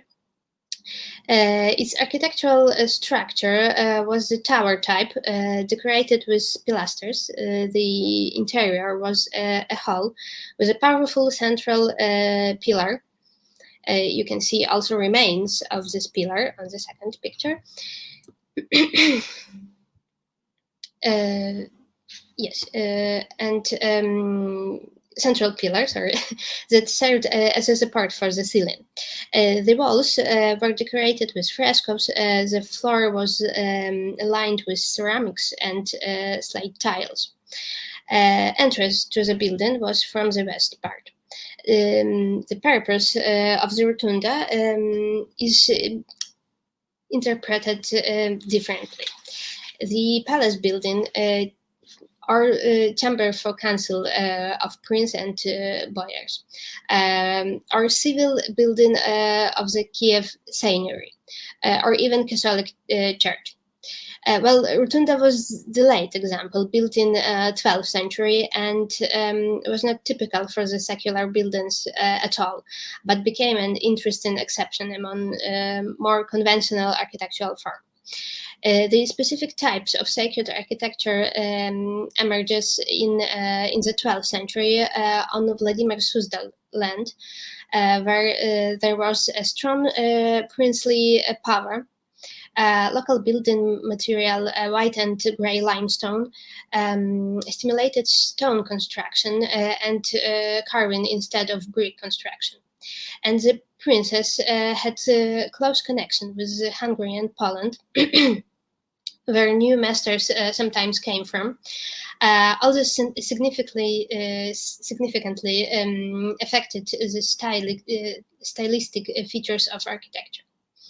Of the numerous buildings of Old Halych, now it's Western Ukraine, on the one church of St. Panteleimon, built in the second half of the 12th century, in the type of four-pillared cross-domed church, but the construction technique and architectural decorations, for example, apses and decorated with half columns with Corinthian capitals, and portals with a system of columns and arches with acanthus ornament. They are typical for Romanesque decoration and very close to Hungarian architecture of the 12th century.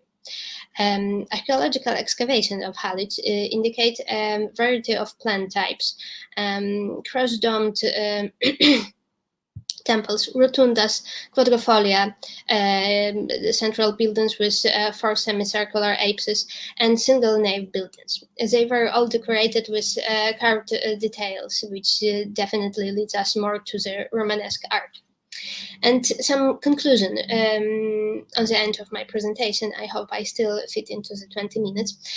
So the first stage of the highest prosperity of the state and monumental architecture in the end of the 10th and the first half of the 11th century were the times of Volodymyr Sviatoslavovich, I mean the Great, and Yaroslav the Wise. During this period, Kievan Rus adopted Christianity at the state level, entered the broad international arena, cooperated with most Christian European countries, and on the basis of its traditions, creatively assimilates the achievements, especially of Byzantine, with which connections were the closest. However, all these processes took place on a solid basis of Byzantine canons, which determined the typology of church buildings, but also monumental paintings and iconography in general. Significant changes in the stylistic devices of the art of Kievan Rus occur after the 1130s, when almost all the lands of the state were strengthened and developed independently in ascending order. New cultural and historical connections are being established between various old Rus lands, for example, the Galician or Suzdal lands,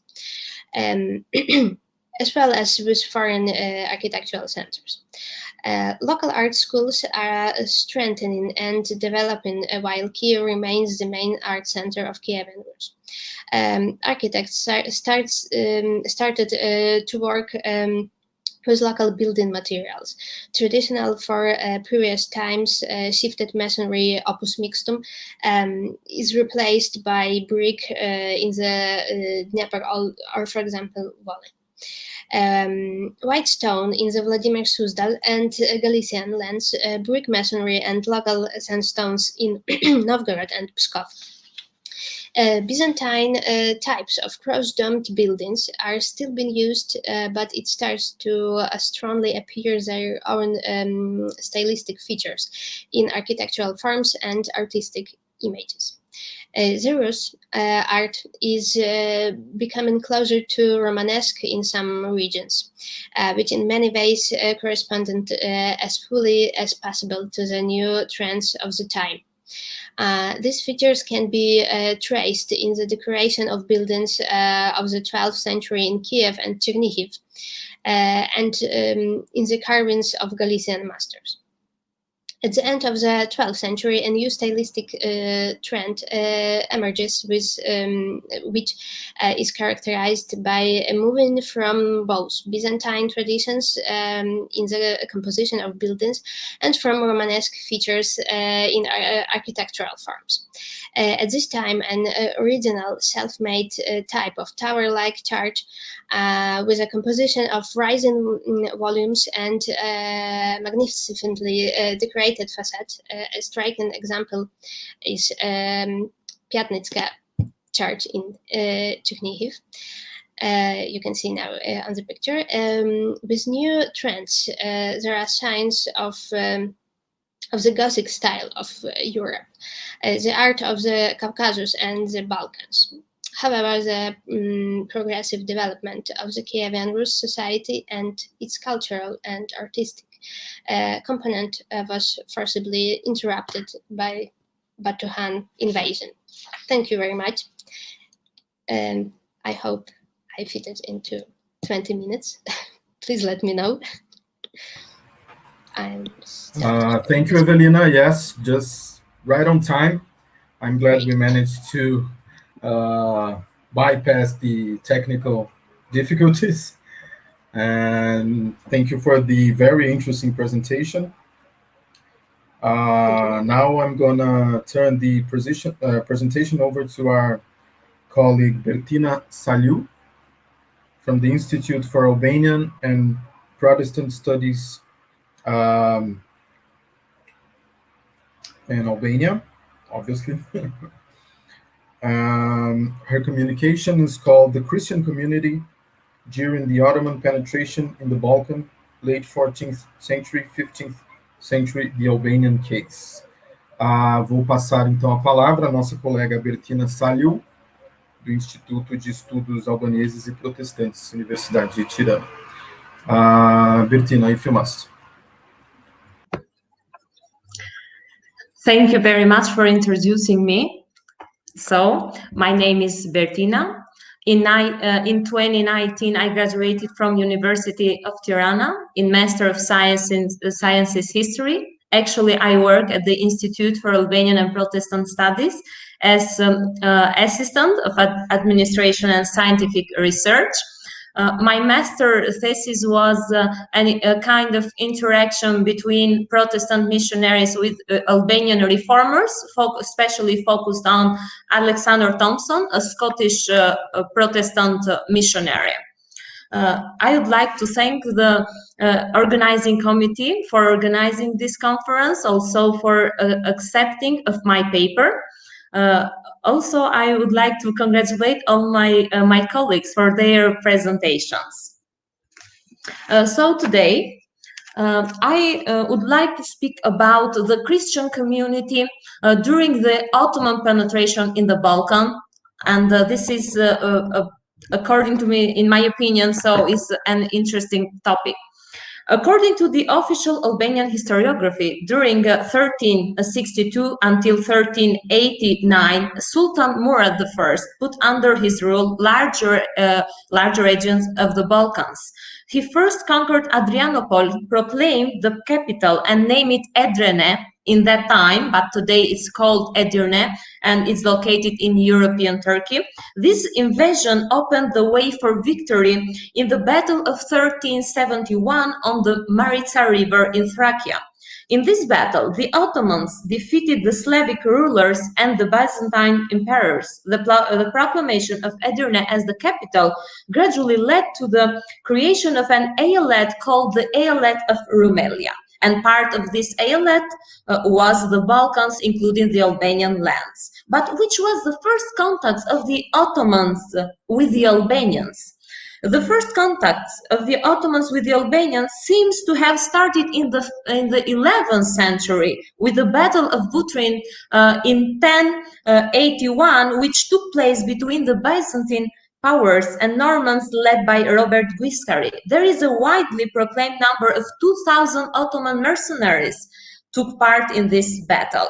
But however, in these conditions, the Ottomans had not yet shown their expansionist role in these territories. So, in 1380, the Ottomans were called by the Serbian despot of Janina, Thoma Preljubovic, to fight against the Albanians. If we refer to the Albanian historiography, the Ottomans, led by the Beylerbey of Rumelia, Timurtash Pasha, in 1385 conquered the cities of Shtip, Prlep, Monastir, and Kostur. At this time, these territories were included in Albanian lands. Another important station of the contact of the Ottomans with the Albanian was the Battle of Sabra on September 1385 in Lushnje, a city in Lower Albania, today is South Albania. This battle took place between the two feudal families, Balshai and Topiai, where the Ottomans came to the aid of the Topiais, and Balsha the second was killed. Also, another important moment is of the contact of the Ottomans with the Albanians is the Battle of Fush Kosovo, Dardania, or in today Kosovo, in June 15, 1389, where the Balkan coalition failed against the Ottoman forces and Sultan Murad I died. The Sultan of the Ottomans was Bayezid I, who was called by the nickname Lightning, or in the Ottoman Turkish, Yildirim. But what happens with this land? Because in this time, the Albanian land included in the Byzantine Empire was a Christian land. So I would like to call that, because the Ottomans were an Muslim people, yeah. And what happened with that? The penetration of the Ottomans in the Balkans and in Albanian lands was accompanied by a new religious confrontation. The Byzantines, as a symbol of Christianity, and the Ottomans, as a symbol of Islam, were already fighting for dominance in these territories. According to George Ostrogorsky, a Byzantine scholar, the official religion in the Eastern Roman Empire was the Orthodox religion. On the other hand, the Ottoman Empire was an Islamic empire that aimed to Islamize these territories. This fact is highlighted in the writings of the Turkish scholar, so famous, Halil İnalcik. He wrote, I will make a citation here, "The Ottoman state was a small principality on the borders of the Islamic world, dedicated to Gaza or Ghazi, Gaza from the Ottoman Turkish, the Holy War, and Ghazi, the wearers who fight in the name of Islam. The Holy War against unfaithful Christianity. The ideal of Holy War was an important factor for the establishment and development of the Ottoman state. The continuous expansion of Darul Islam from the Arabic and in English, the home of Islam, until they conquered the whole world. The Holy War was intended to conquer the world of Darul Harb, also from the Arabic, and in English is the home of war."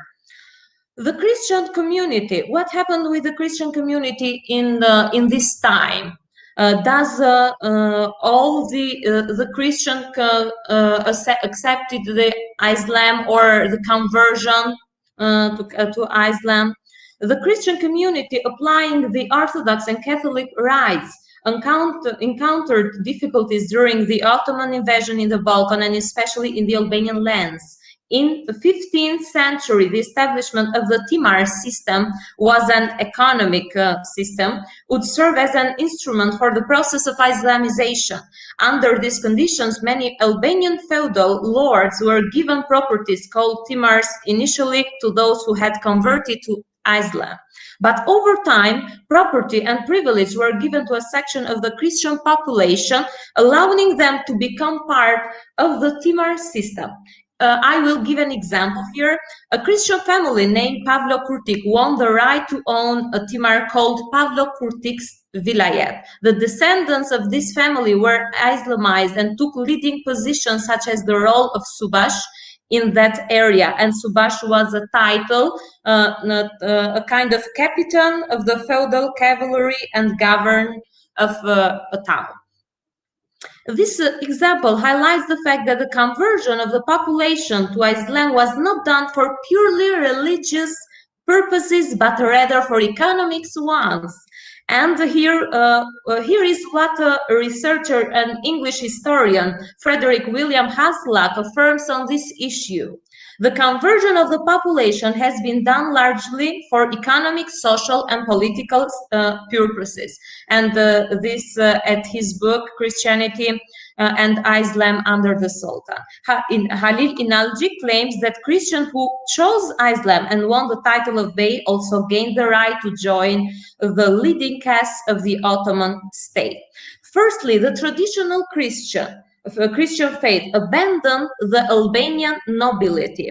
The reasons were political and economic motives. In order to preserve private privilege, embraced Islam and were integrated into the Ottoman system. What happened to the representative Christian institution? The Holy War for the Islamization of the population was a fundamental principle of the Ottoman state, but on the other hand, the Ottomans presented themselves as protectors of the Orthodox Church and of Christians in general, because as I aforementioned that Christians include here Orthodox and Catholics. Therefore, Islam guaranteed the life and property of Christians in order for them to pay taxes. The Ottomans officially recognized the Patriarch of Constantinople, Istanbul today, but in practice the obligation to convert to Islam emerged through taxes. Consequently, we can reason that Islamization was not a direct policy. This is a conclusion that has been reached by Albanian, Eastern, and Western historians. Due to the taxes and the revolts of the Albanians during this time, in Albanian historiography, the process of Islamization of the Christian population resulted as a forced and violent process. Most of the Christian population was forced to Islamize because of economic circumstances, while another part kept the practice of Christianity confidentially. And in these conditions, under this condition was born the phenomenon of crypto-Christianity that was developed later than the 15th century. But where does the inequality between the population that accepted Islam and the Christian population stand out? This inequality is reflected in the issue of taxes. Here are the taxes paid by Christian and Muslim in the Ottoman Empire. Firstly, I will say in Ottoman Turkish because is the original word, and then I will do the explanation in English. Ashur, tithe, was a tax on all agricultural products and any other economic activity. Ispenja, a cash tax about 25 akçe, the currency in Ottoman Empire, for families in non-Muslim villages, while for Muslim in this tax was 22 akçe.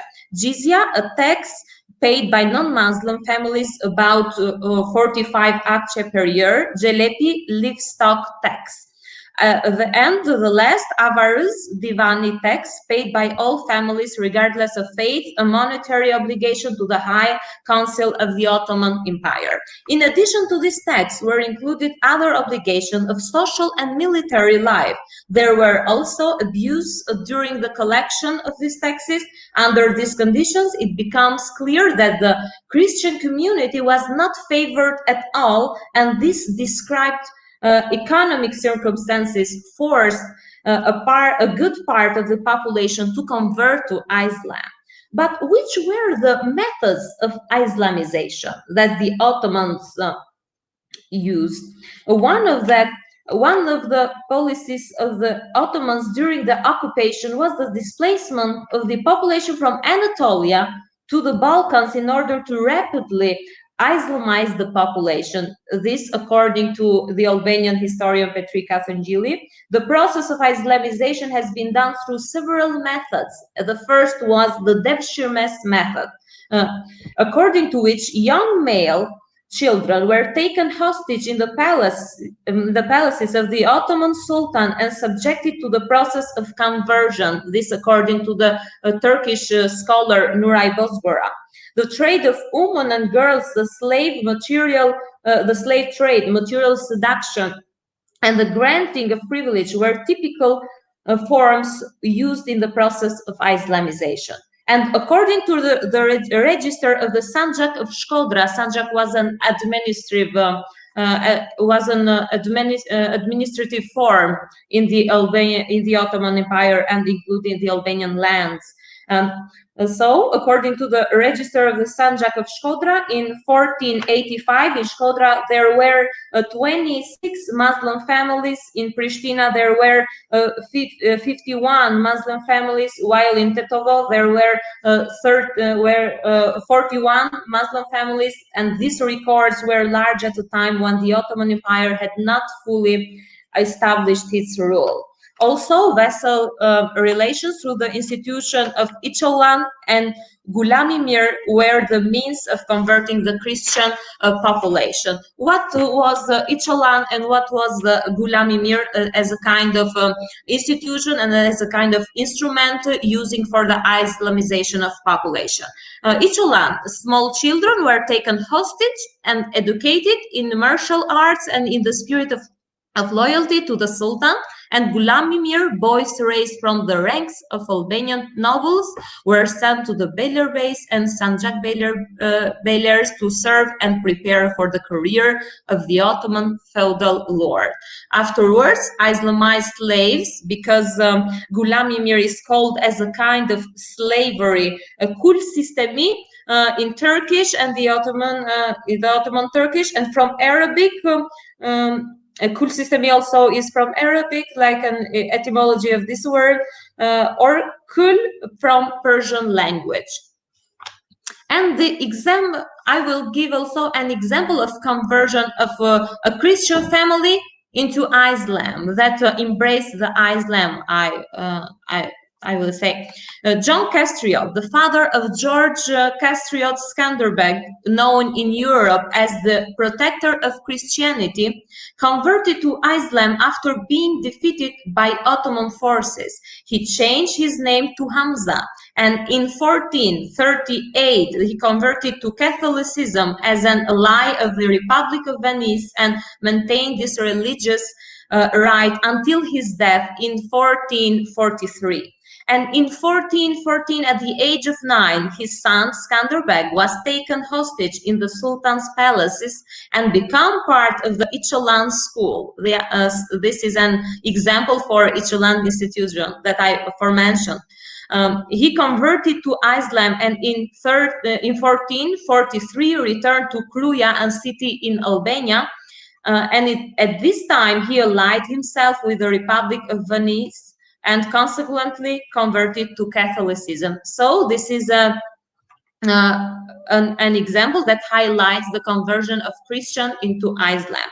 And in conclusion, against the Christian, the Ottomans used the policy of indirect conversion. According to the American historian Edwin Jakes, the policy that influenced the Islamization of Albanian Christian was the indirect coercion in conversion. This seems in the imposition of special taxes. Also, according to him, the fast Islamization of the population could be the result of dissatisfaction with superficial Christianity. And in the end, we can claim from the aforementioned record that a part of the Christian population accepted the process of Islamization, while another part kept the belief hidden. The Ottoman policies de jure had a defensive character, while de facto forced the acceptance of Islam. Therefore, Islamizing policies were indirect and not direct policies. Thank you so much for your attention. Thank you, Bertina, for your excellent presentation. It's a very interesting topic. That's not it's not usually studied here in Brazil. Thank you too. So now, em português, devido aos nossos probleminhas técnicos, não nos restam muitos minutos para as perguntas, porém, temos aqui algumas perguntas do chat que nós conseguiremos fazer aqui antes do encerramento. Vamos lá? Eu acho que tem duas perguntas aqui para o Diego que nós conseguiríamos condensar em uma só, né? O João Dias pergunta como seria a construção sintática orgânica do eslavo-eclesiástico antigo, e o Tiago Cardoso diz que no início da apresentação você falou sobre o re, né? Se havia influência só do koiné, ou se também do grego bizantino, e se você poderia comentar esse último na sua apresentação do eslavo-eclesiástico. Ok, a primeira é sobre qual seria a sintaxe orgânica, certo? Do eslavo-eclesiástico. Ok. Isso. Bom, isso aí que está, essa é a questão. É difícil a gente poder dizer qual seria a sintaxe orgânica do eslavo-eclesiástico antigo, só olhando para os textos que a gente tem. Exatamente por causa da influência do grego, que o eslavo vai estar sempre tentando procurar seguir o grego no que for possível, na questão sintática, principalmente na ordem das palavras, como a gente viu, mas em alguns pontos se difere muito do grego. E talvez comparando com outras línguas eslavas, você possa chegar a uma sintaxe orgânica do eslavo-eclesiástico antigo. Mas assim, como é uma língua literária, é uma língua que praticamente todo o corpus é de tradução, é difícil dizer qual seria a construção sintática orgânica do eslavo-eclesiástico. E a outra, ok. Bom, tem alguns fragmentos, alguns fólios de traduções de alguns pais da igreja, tem, se eu não me engano, tem os folhos de Hilandar, que são traduções das regras monásticas de São Basílio. A gente tem algumas traduções de algumas obras espirituais de Santo Efrem Sírio, que são traduções do grego, não do siríaco. Então, você vai pegar esse grego mais menos koiné. É claro que aqui é grego bizantino, como eu disse, se a gente puder, né, chamar de grego bizantino, porque o grego bizantino nada mais é do que um grego ático. Costuma-se dizer que é mais ático do que o ático, né? Um grego aticizante. Então, talvez, aí tem que ver como que isso vai se refletir no eslavo-eclesiástico. Eu ainda nunca vi esses textos de traduções bizantinas, não cheguei a estudar, só vi por cima, não cheguei a analisar a sintaxe e tal, mas assim, se for como segue, no caso dos textos evangélicos, do saltério e de alguns missais, provavelmente vai seguir a ordem das palavras do grego. Certo, obrigado, Diego. Aproveitando o ensejo, te fazer uma perguntinha rápida, então. O seu estudo é sintaxe, né? Então, obviamente que você se concentrou nisso, mas você falou rapidamente da parte lexical, das traduções, e a minha pergunta era justamente sobre isso, então você já meio que respondeu antecipadamente. Mas me parece que existem alguns decalques claros, né, do grego, e algumas palavras que são transferidas mecanicamente em transliteração para o eslavo, né? Você sabe dizer se existe algum critério nessa dicotomia aí, digamos, de transferência do grego, ou se é um pouco arbitrário, dependendo do tradutor? Enfim. Bom, no texto que eu estou estudando, não me parece haver nenhum critério.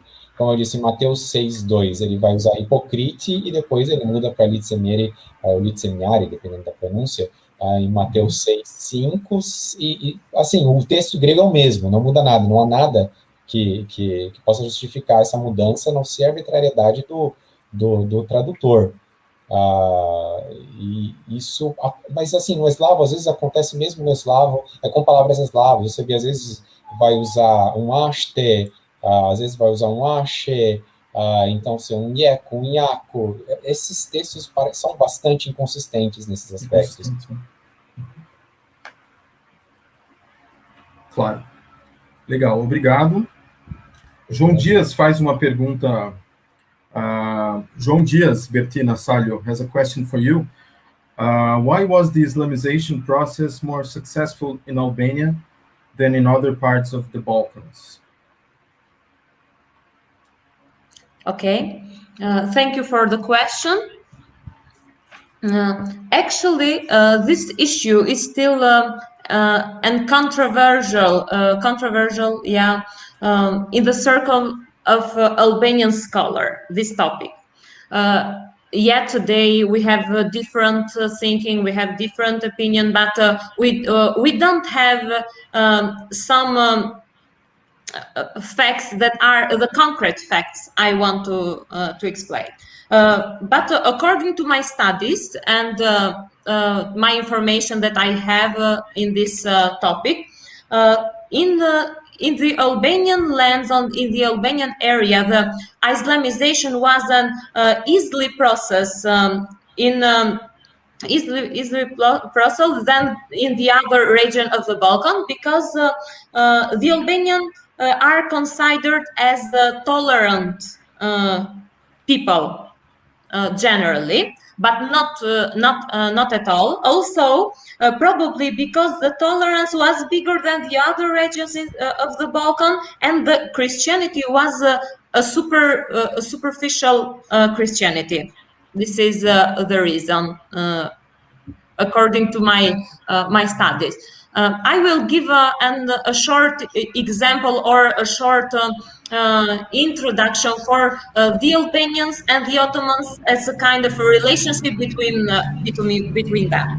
In the Ottoman Empire, we have today in the different documents that are in the Albanian archives or in the Turkish archives, we have that 39 Albanians were part of the government of the Ottoman Empire. Many of them were prime ministers today, but the word in the Ottoman Turkish is vezir, and not only this, but sadrazam, that is a kind of prime minister, and vezir is minister.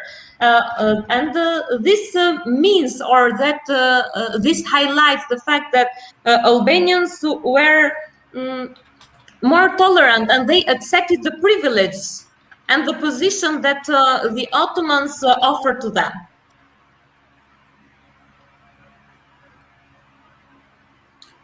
Okay, we have another question for Bertina. Thiago Cardoso asks, there was a different treatment in the process of conversion of Catholic and Orthodox Albanians. Okay, this is a question that it has a different or not. Yeah. So. Yeah, I think so. Okay.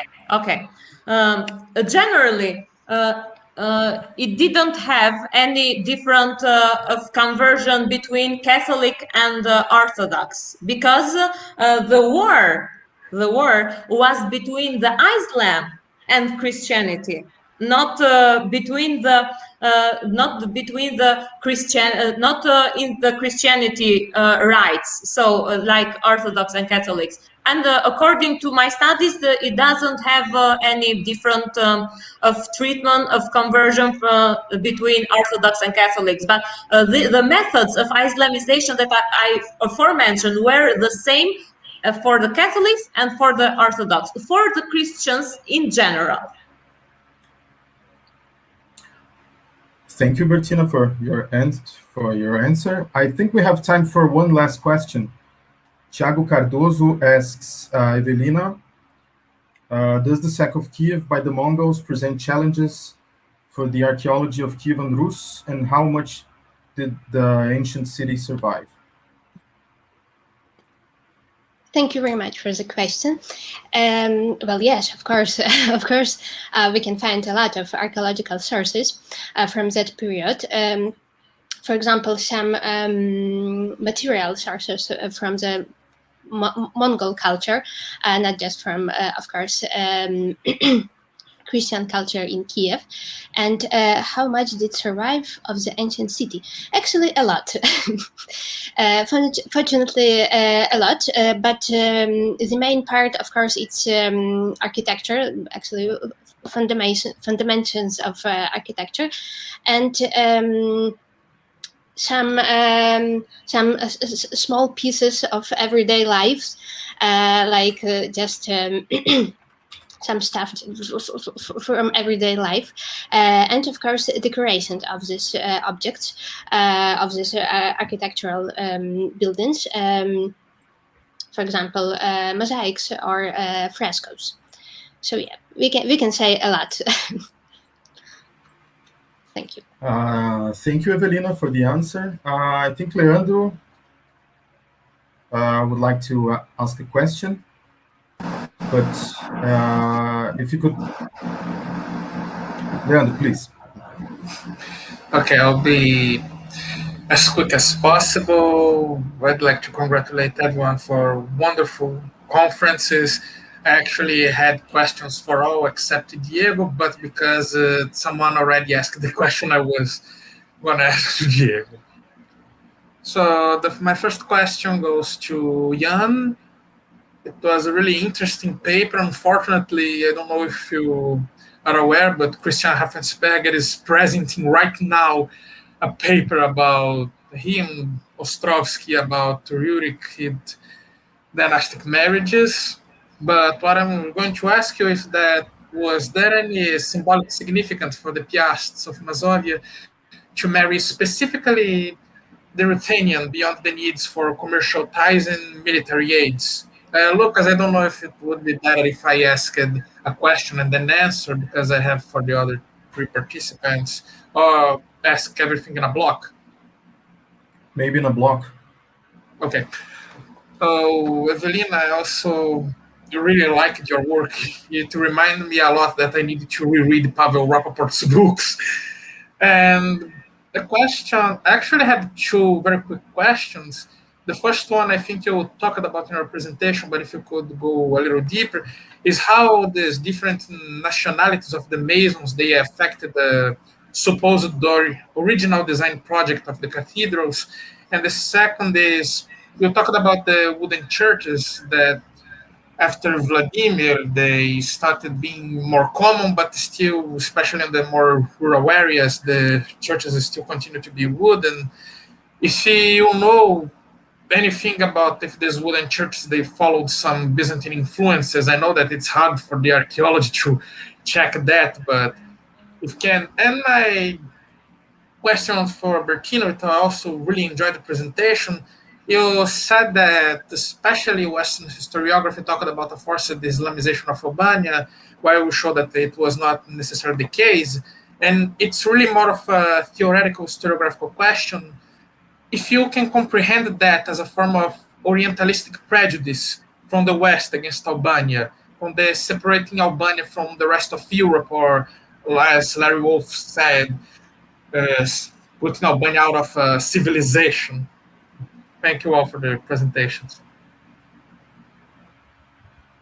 Could you answer first, Jan? And this is a question for me, yeah, from Leandro. Okay, but please help me if I understand, if I understood the question.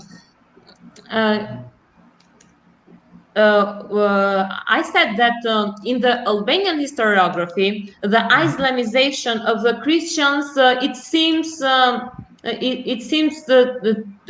be like a violent and a forced process. Yeah. But what is mentioned in the Orient historiography and in the Western historiography, that the difference between these historiographies in generally, yeah?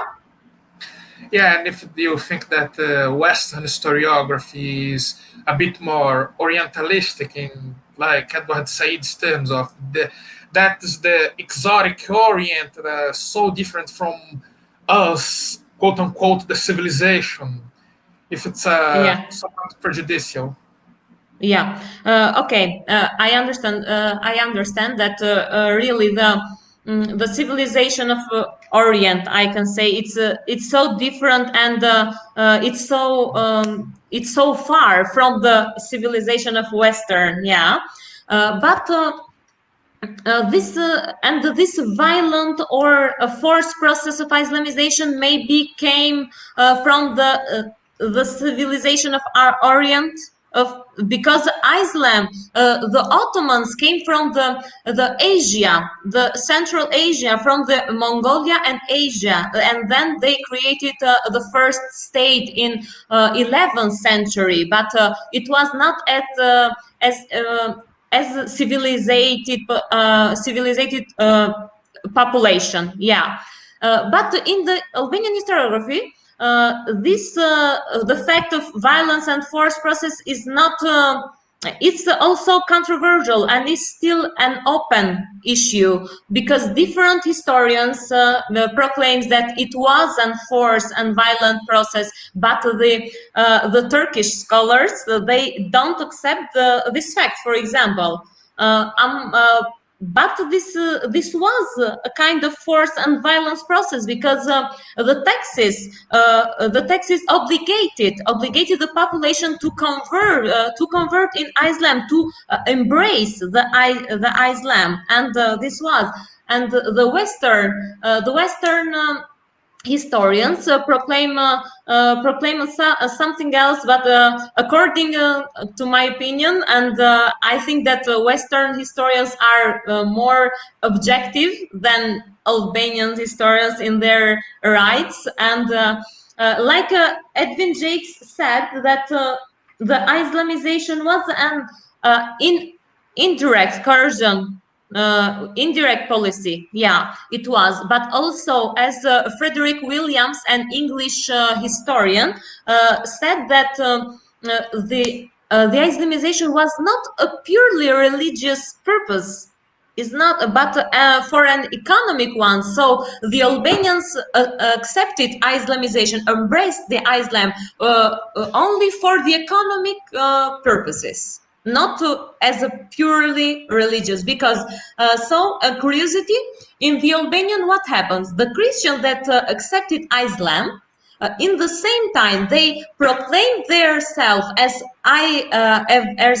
Muslim, but in their homes they practice the Christians' traditions, and they read the Bible. They celebrated the Easter, celebrated the Christmas, but hidden, also was hidden, because the Islam, the governance, the Ottoman governance was so to describe the Ottoman government was a little bit not violent with them, because they were proclaimed themselves Muslim, and then they were practicing the Christian traditions. I don't know if I answered your question, but it's a little bit not so easy to explain, because it has many studies in that area. Evelina, now, if you could please thank you for your question. Sure. Thank you for your question, of course. And I will start with wooden architecture, because it's a smaller topic.